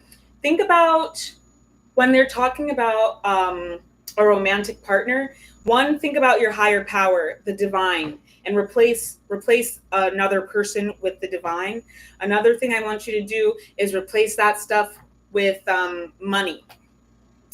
I got my eyes on you. You're everything that I see. I want your hot love and emotion. Hot love and emotion, water energy, Venus, money. Your prosperity, your abundance, your ability to generate as an Empress energy, being your divine femininity, attract you to be generative, to be fertile, essentially. I want your high love and emotion, your passion, your focus, your energy, your attention, because what you give your attention and your energy to, that's what's going to expand. It can't help but be true. What you water is the thing that's going to be growing. Water, love, the living waters. So what you pour your heart into is what's going to pay off. And you, first of all, the spirit realms have seen everything that's been done in the dark, and these people are being eviscerated. These groups are being eviscerated. Watch as it happens. Some of you, you're seeing things happen in the media to people, and some of you, that's your justice. You don't know it, but it is. Some of you are very publicly these people. who did stuff to you are getting justice. Some of you. Otherwise, some of you, it's like, yeah, I mean, publicly humiliating themselves. Like, imagine just somebody having, like, just being as spiritual psychosis or, like, manic and just going on, like, losing their shit, going on the internet and, like, making a whole ruckus about you and trying to embarrass you and trying to slander you and just being, like, chaotic AF and having a complete meltdown. And you're just, like, chilling, minding your own business, and everybody can see that they're humiliating themselves. And people are just like, yo, like, what's going on? You know what I mean? Like, some of you, it's that type of thing. But yeah, like, even people, like, you may have even had people who are supposed to be your friends trying to bind you from making money. Some of you, you had energies and entities. Destiny swapping is what I'm hearing. They binded themselves to you to siphon your power. So you may have been working your ass off for so long, and then you weren't getting the just desserts that you deserve because they were stealing some of it from you. But the most high vibrational, the most divine inheritance, we're coming into that now. That's that new earth frequency. It's not like we're going to a different earth. It's these subtle realms that are less dense that these people cannot reach because they haven't done the work. They haven't let go of the shadow. Shadow is dense as fuck, family. The Empress, what did I say? The fucking sun, the fucking 10 of Cups, the Fool in reverse, the Ace of Cups. Yo, hard work pays off. I've been saying that for over a year. Yeah, Princess of Pentacles in reverse. We get the Magician, we get the Hermit. When this blessing comes to you, don't tell a bunch of people about it. Keep it on a need-to-know basis. For one thing, need-to-know basis is only people who need to know because they have some role to play. But even some other people, if it's like, oh, I have to get these documents from my mom in order to, like, do this thing. You don't need to tell her. If she's karmic, you don't need to tell her why you need the documents. Just be like, I need these documents for something. You know what I mean? 8 of Swords in reverse. Yeah, you're not trapped anymore, though. But the people who tried to trap you, the people who tried to have you in an illusion, they are going to suffer. It is coming down upon them, and they are being publicly humiliated. And that's a lot of justice for you. 9 of Pentacles.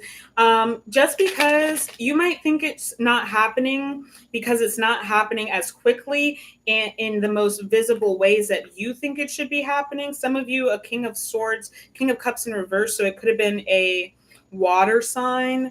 You know who it is intuitively. Who you feel it is who it is. Who came to mind when I said this shit is who it is. King of Cups in reverse. This is a person who's just, like, completely emotionally, like, they're obsessed with you. They are not self-possessed at all. They might have entities on them. They might have someone doing magic. They are being used as a vessel is what I'm hearing. Some of them. Most of them. They're being used as a vessel. And then other ones, it's just like they are just so possessed of the spirit of envy and jealousy that they're just, like, doing this because in vengeance as payback. And they're not self-sovereign enough to realize, like, what a weak bitch I'm being, you know? 8 of Wands, but it's all coming back upon them.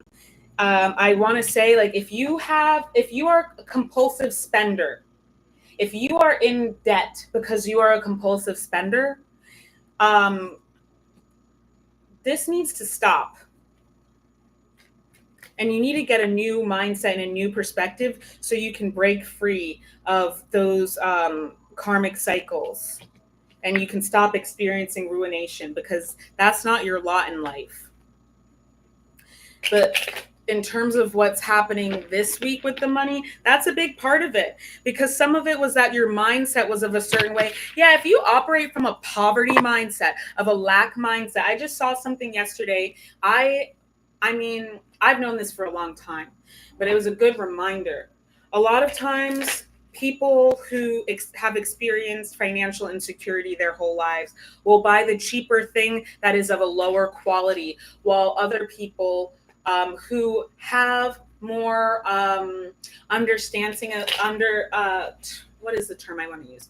They are more fiscally responsible. Perhaps they have more financial literacy, understand that you should invest in quality items that you're going to use a lot, because they will last you longer. Because imagine you spend, the example they used is like, you spend $100 on boots every year, because these boots are $100, but they need to be changed every year. But then these other boots are $250, or no, they're like $200, I think they said, but they need to be changed every 2.5 years. So in 5 years, the person who decides to buy the $100 boots, they've spent $500 over the course of 5 years. Stop thinking so short term. Y'all need to start thinking big picture is what I'm hearing. But the person who invested in the higher quality boots that, they have 2.5 years lifespan on them, or $200 boots, they've spent $400 in 5 years. You saved $100, something like that. For some reason, I'm doing the math wrong, but it was like the first one spent $500. Let's just say these boots that are $250 last 5 years, because it was like $500 versus $250 over the course of 5 years. And that's my experience as well. I invested in my 𝗎 boots. And yeah, they were expensive. I've had them probably since 2018, I want to say. And they're the most comfortable shoes, some of the most comfortable shoes I own. I wear them in all weather. I love them. And they go through wear and tear, and they're still perfectly fine. Whereas a bunch of twos on the screen, I saw 22122. I had these TUK boots, and they were significantly cheaper. I'd say they were $75, whereas my 𝗎were probably $250, maybe. And yeah, after like less than a year, my TUK boots were coming apart. So it's not about just spending money because, oh, like I have to show people that like I have money, so I need to spend money on this expensive thing, even though it's not even good quality.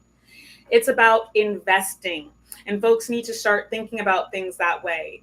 Like that's what Spirit is saying. Maybe you need to start studying financial literacy this week, but really, whatever it is, get yourself out of that poverty mindset. Get yourself out of that debting mindset. That compulsive spending is because you think that you can fill a hole with stuff, and you can't. It's the shadow work that needs to be done. Yeah, save your money and be very mindful of your money this right now. If it's not an absolute yes, like, oh my God, like I need to do this thing, don't do it, because you're going to need your money. There's going to be something that comes up that you have to pay for. There might already be something that you have to pay for. In fact, the Chariot in reverse. Yeah, don't relapse into that karmic cycle and behavior, 3 of Wands, but something is coming in. Something is coming in for you that is going to help move you forward, help you advance your building with this energy. So it could be a person, place, or thing, but it is a spiritual energy that is going to be channeled through something to you, and it's going to bring you into this Emperor energy. You have to keep showing up in your sovereignty. People are definitely going to try to convince you not to do it. They're definitely going to try to take it from you. They're definitely going to hate on you. And that's why you need to keep it on a need-to-know basis so that you can keep the evil eye off that shit. You got to be discerning. You got to be incisive. And you got to be intuitive. Please. Don't be chaotic about this shit. If it's a large sum of money that's coming to you, and they're also saying like something that you can't see is coming to you, and it's going to take you out of this life that you've been living. But don't spend it frivolously. If it's a large sum of money that's coming to you, like, you need to be responsible with it. Don't squander it how you hear about people who have who win the lottery squandering their money, and it ruins their life because they don't know how to have abundance and prosperity because they're karmic. Don't do that shit. Don't be like, I saw people talking about JT on TikTok because one of the blind items was like that JT stopped receiving money from Sean Combs, and now she's back with her ex because he was funding her now. And people in the comments were like, why do these people never have money? It was the same thing about Tyga, like being always broke and having to depend on Kylie's money when they were dating. And it's like, why do these people make millions of dollars and they never have any money? One, because they live outside of their means. Even wealthy people live outside of their means sometimes. Don't live outside of your means this week, this month. If you like are getting a large sum of money, you need to talk to a financial advisor about how to do this, how to spend this. And it needs to be going towards your ultimate vision for your life, which if you don't have that, you better figure it out. Queen of Pentacles in the reverse. A broke ass feminine is going to try to get your money from you. Some of you, it might be your mother, your sister, your girlfriend, your ex-girlfriend. Somebody smells the blood in the water. They've been a shark in your life all your life, and they're going to come and try to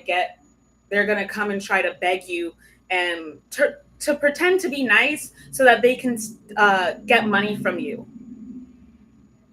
You need to say no to this person because they are going to drain you of everything that you're worth. So say no to all the karmic behaviors, because karmic behaviors are what drains you of your prosperity and your light and your energy.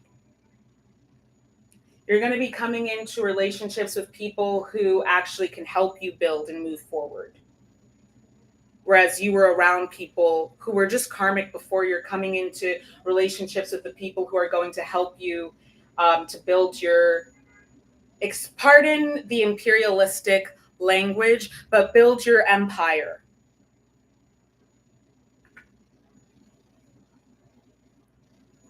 These other people, on the other hand, they're sick-minded, and they are going to pass that energy to you if you let them. They will be the ruination of your kingdom, is what Spirit is saying. Heal your energy by doing things differently. If you're going to be the first in your bloodline to be a millionaire, don't squander that shit by being foolish with your money because you saw other people being foolish with their money. Even if it's not your bloodline, if it's your social class, or just like, the culture of where you live in the Western world, particularly in America, it's a very superficial culture. It's about image, it's about illusion. But people who are actually wealthy and maintain wealth don't feel like they need to be wearing big ass like logos on everything to show everybody, oh yeah, I'm wearing Louis Vuitton. I had enough money to buy this. Don't do that shit.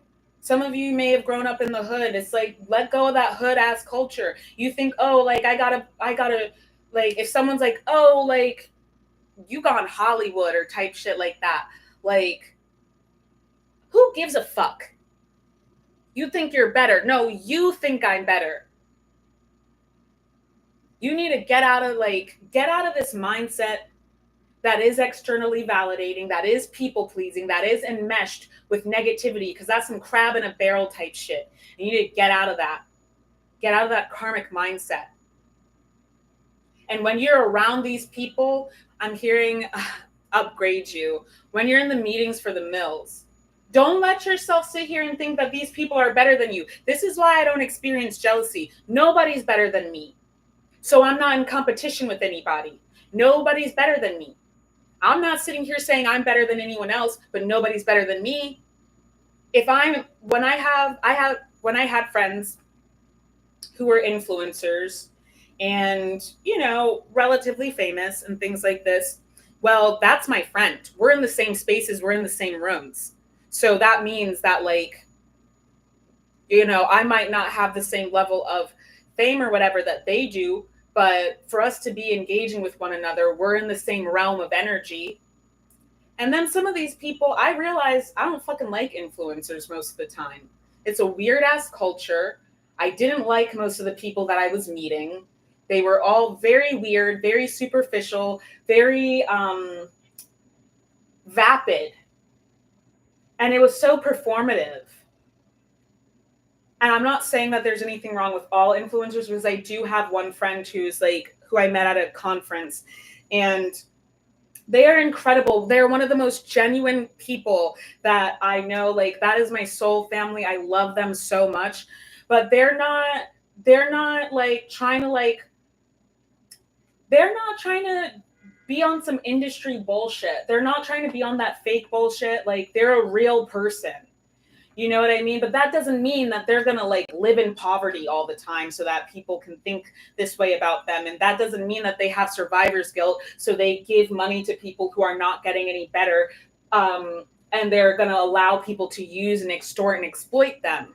That doesn't mean that. You're not going to be somebody else's ATM. And that's part of why you had to go through the eye of the needle and get rid of these karmic relationships before you could receive this abundance, because you would have squandered it. Some of you, you're not it's going to take you longer for it to come in, because you still need to get rid of some of these relationships. Meanwhile, others of you have already done that. 4 of Cups in the reverse. Some of you have already done that. Yeah, with this Queen of Cups in reverse. And some of you have already done that, and you're receiving it now. It's really contingent upon how much karma you're willing to transcend. Queen of Cups in the reverse. Like I said, don't be in your little insecurity type shit. Work on your self-concept. If you need to listen to self-concept subliminals every day, all day, then do that shit. But nobody's trying to hear that. It's not cute. It's not endearing. Nobody who's in their sovereignty wants to be around somebody who is acting like that, because also that is, it's covert narcissism a lot of the time. If you want to be around powerful people, you need to be in your sovereignty. You need to be in your power. Nobody wants to be around that shit, and nobody wants to hear it either. I suck. The only kind of people who want to hear that shit are people who hate themselves too. And they hate you. And they want you to hate themselves, because misery loves company. But you're not around those people anymore. So when you're in the meeting for the mills, first of all, don't change yourself for these other people. Stay in your integrity. But second of all, don't let other people having prestige, power, or prosperity in the material realm make you think that they're better than you. Y'all are in the same spaces, and you may have even had less access than them. You're blessed up. Are they? Ask yourself that. And if they're there to help you, then why are you sitting here? They want to help you. They want to invest in you. Why are you sitting here talking down on yourself, disempowering yourself? It doesn't make any sense. Don't come into these meetings with that weak shit, because you're about to get some real big offers that can change your life, and it's generational wealth on the line. Don't come into these meetings with that weak shit. Dead ass. I can't stand when I see people on that. And when I see people acting like that, I just am yo, I can't fuck with this person, because you're insecure, and I'm going to get it no matter what. I'm going to eat no matter what. Tell you that much. I will never stop until I get what I want, because that's my birthright. I know that's my mission. That's my purpose. I will never stop until I get what I want.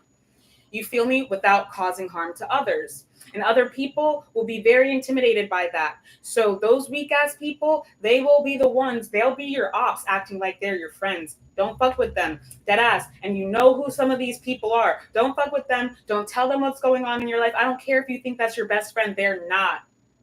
Because they're secretly hating on you. They don't want you to go up because they're not willing to go up. It's not because they can't. It's because they're not willing to.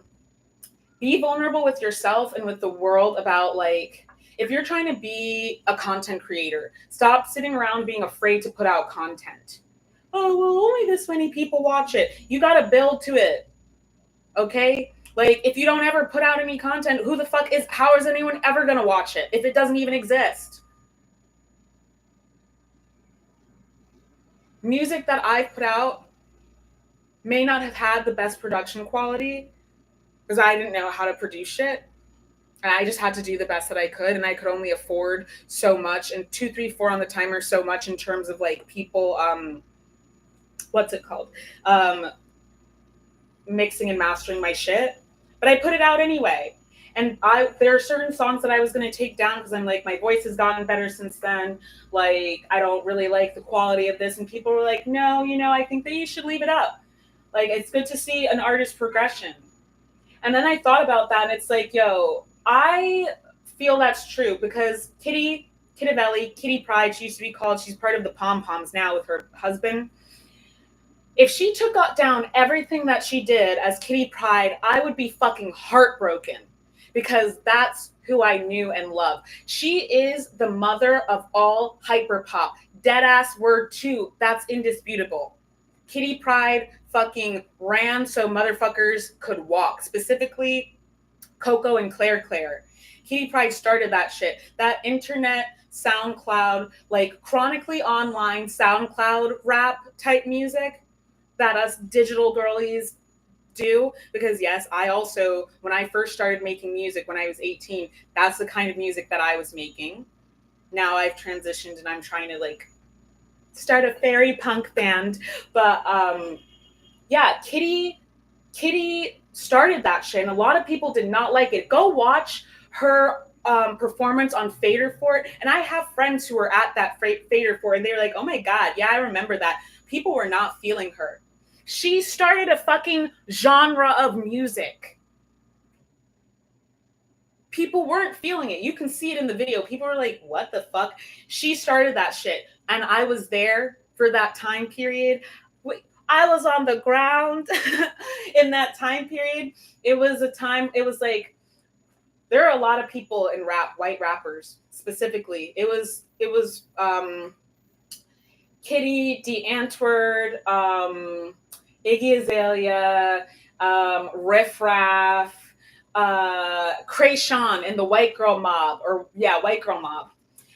V Nasty, and I can't remember what the other one's name was, but it was that time. I was a senior in high school, like 2011, 2012.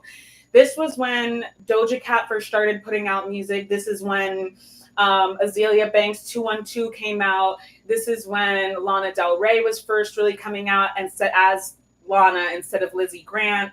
This is when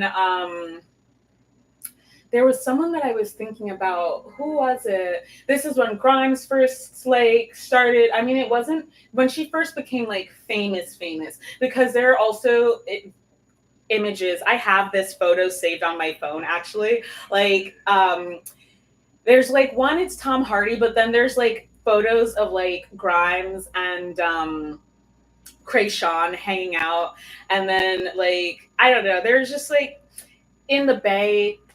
It was a revolutionary period in music. People did not give a fuck. People were doing any experimental shit, blending genres, and it created music that people really hadn't heard before.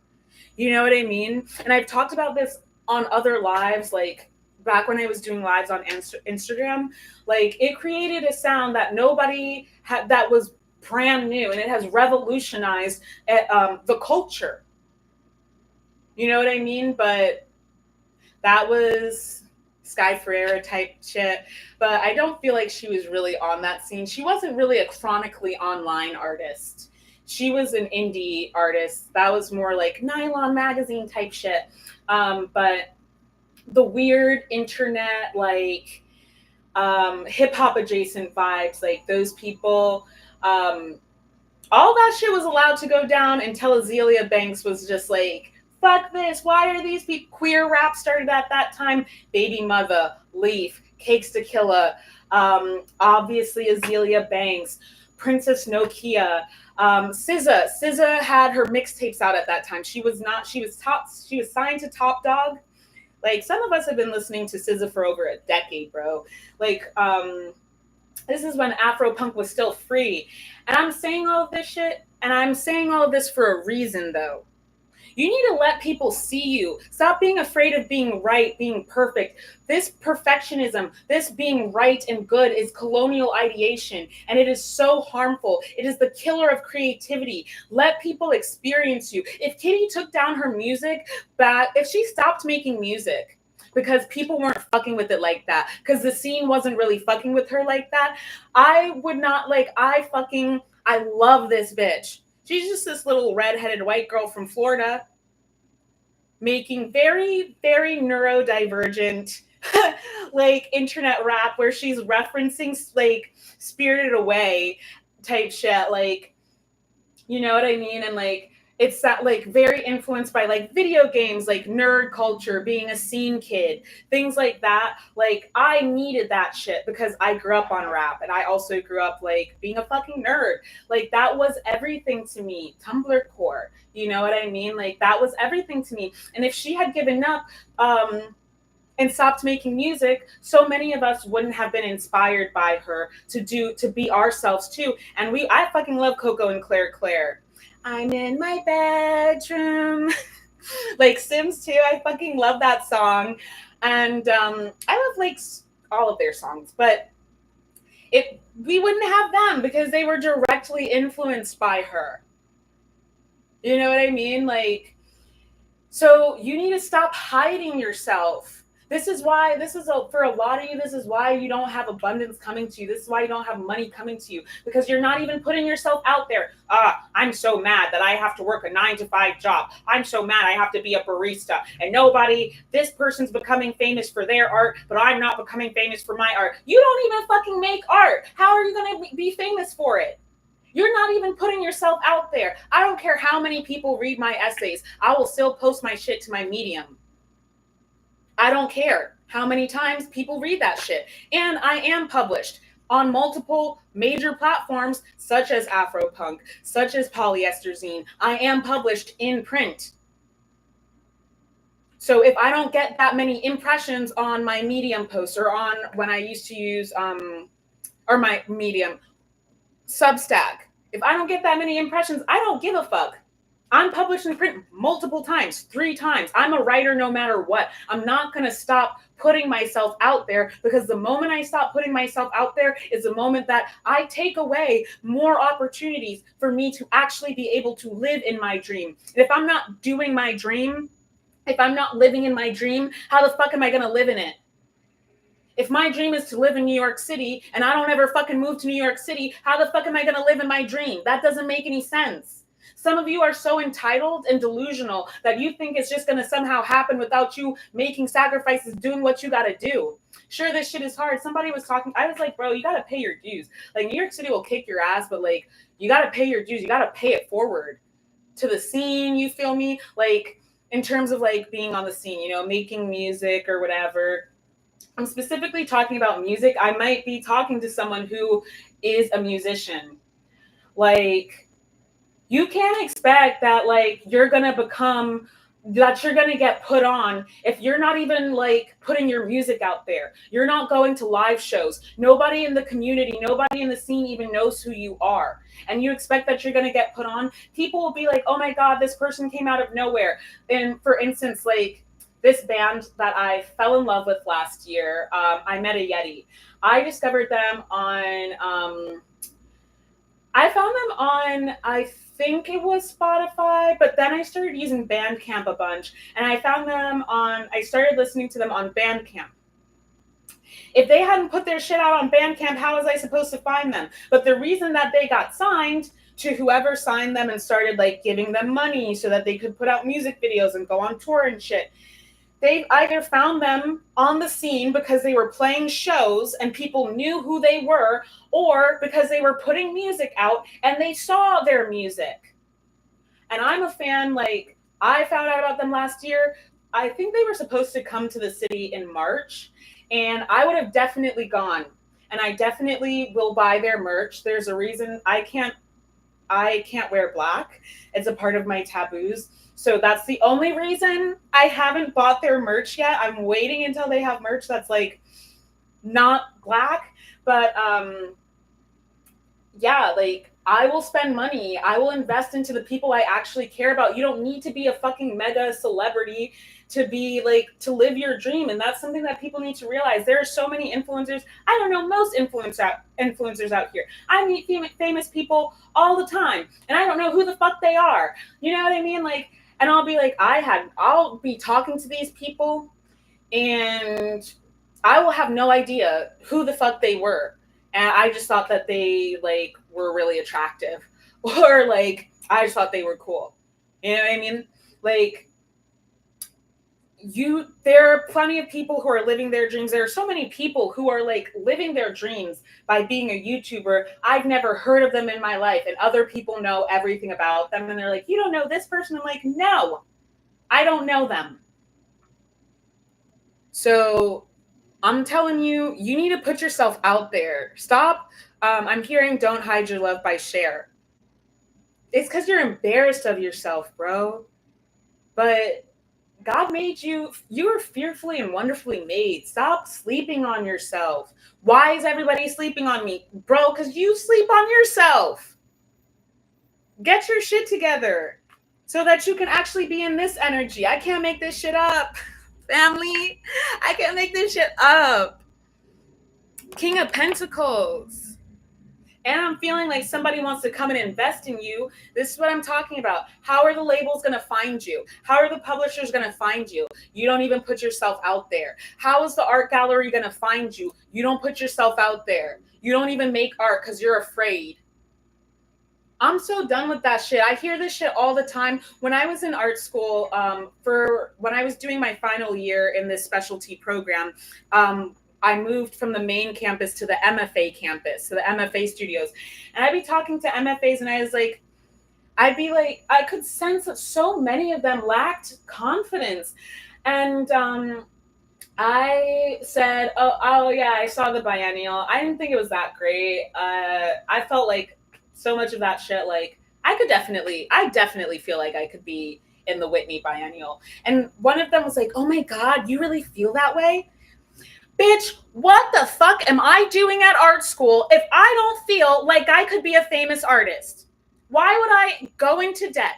Why would I invest all these many years of my life doing this shit if I don't feel like I could be a famous artist? Y'all gotta stop sleeping on yourselves. You do not benefit from that. It's not being humble.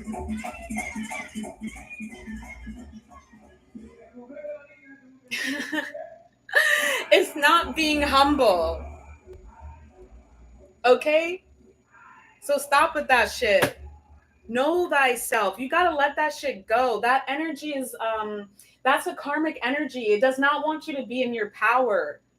And the more that you step into your powers, the more that you're going to step into your divinity. Your divinity is your creative power, that creative divine spark. That's when you're going to step into your divine union. And like I said, that's not just a romantic partner. It's your lifestyle, which includes your career, how you spend your time. If you want to have a luxury ass lifestyle, then like you got to be making luxury ass money, right? Or you have to have somebody who wants to give you luxury ass money. And some of you, that's what I'm saying. You do have someone who wants to invest in you, but you have to be willing to let them. You need to be more in your divine feminine to understand that like a lot of you are self-sabotaging by expending so much energy in other places that you wouldn't need to do all that shit if you were really just living your truth. When you live in your truth, you have to do 10% of shit, and then the other 90% just comes to you. But when you're being a fake ass person, you're expending 90% of your energy, and you only get 10% back. And that 10% of satisfaction, of fulfillment, Like, come on, bro, make that shit make sense. You got a new life coming to you in the physical, in the material. It's happening this week. Don't let this opportunity pass you by playing games and sleeping on yourself. I love you all truly and deeply. This was a really long reading. This had like so many messages, so many codes that came through, and I really need to go to the restroom.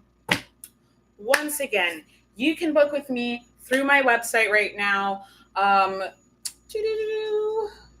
Yeah, I offer self-sovereignty coaching or guidance if you need help over a period of time. I offer oracle healing sessions in which we use divination as well as energy healing practices. And then I also offer Akashic Records readings. I offer tarot readings, astrology readings. And I have workbooks, I have merch, I have all kinds of stuff. Thank you all so much. Don't forget to like, comment, and subscribe. Share with your friends, with somebody who you think needs to see this. And I will see you on the flip side. Happy hunting. I hope that you all have a blessed week.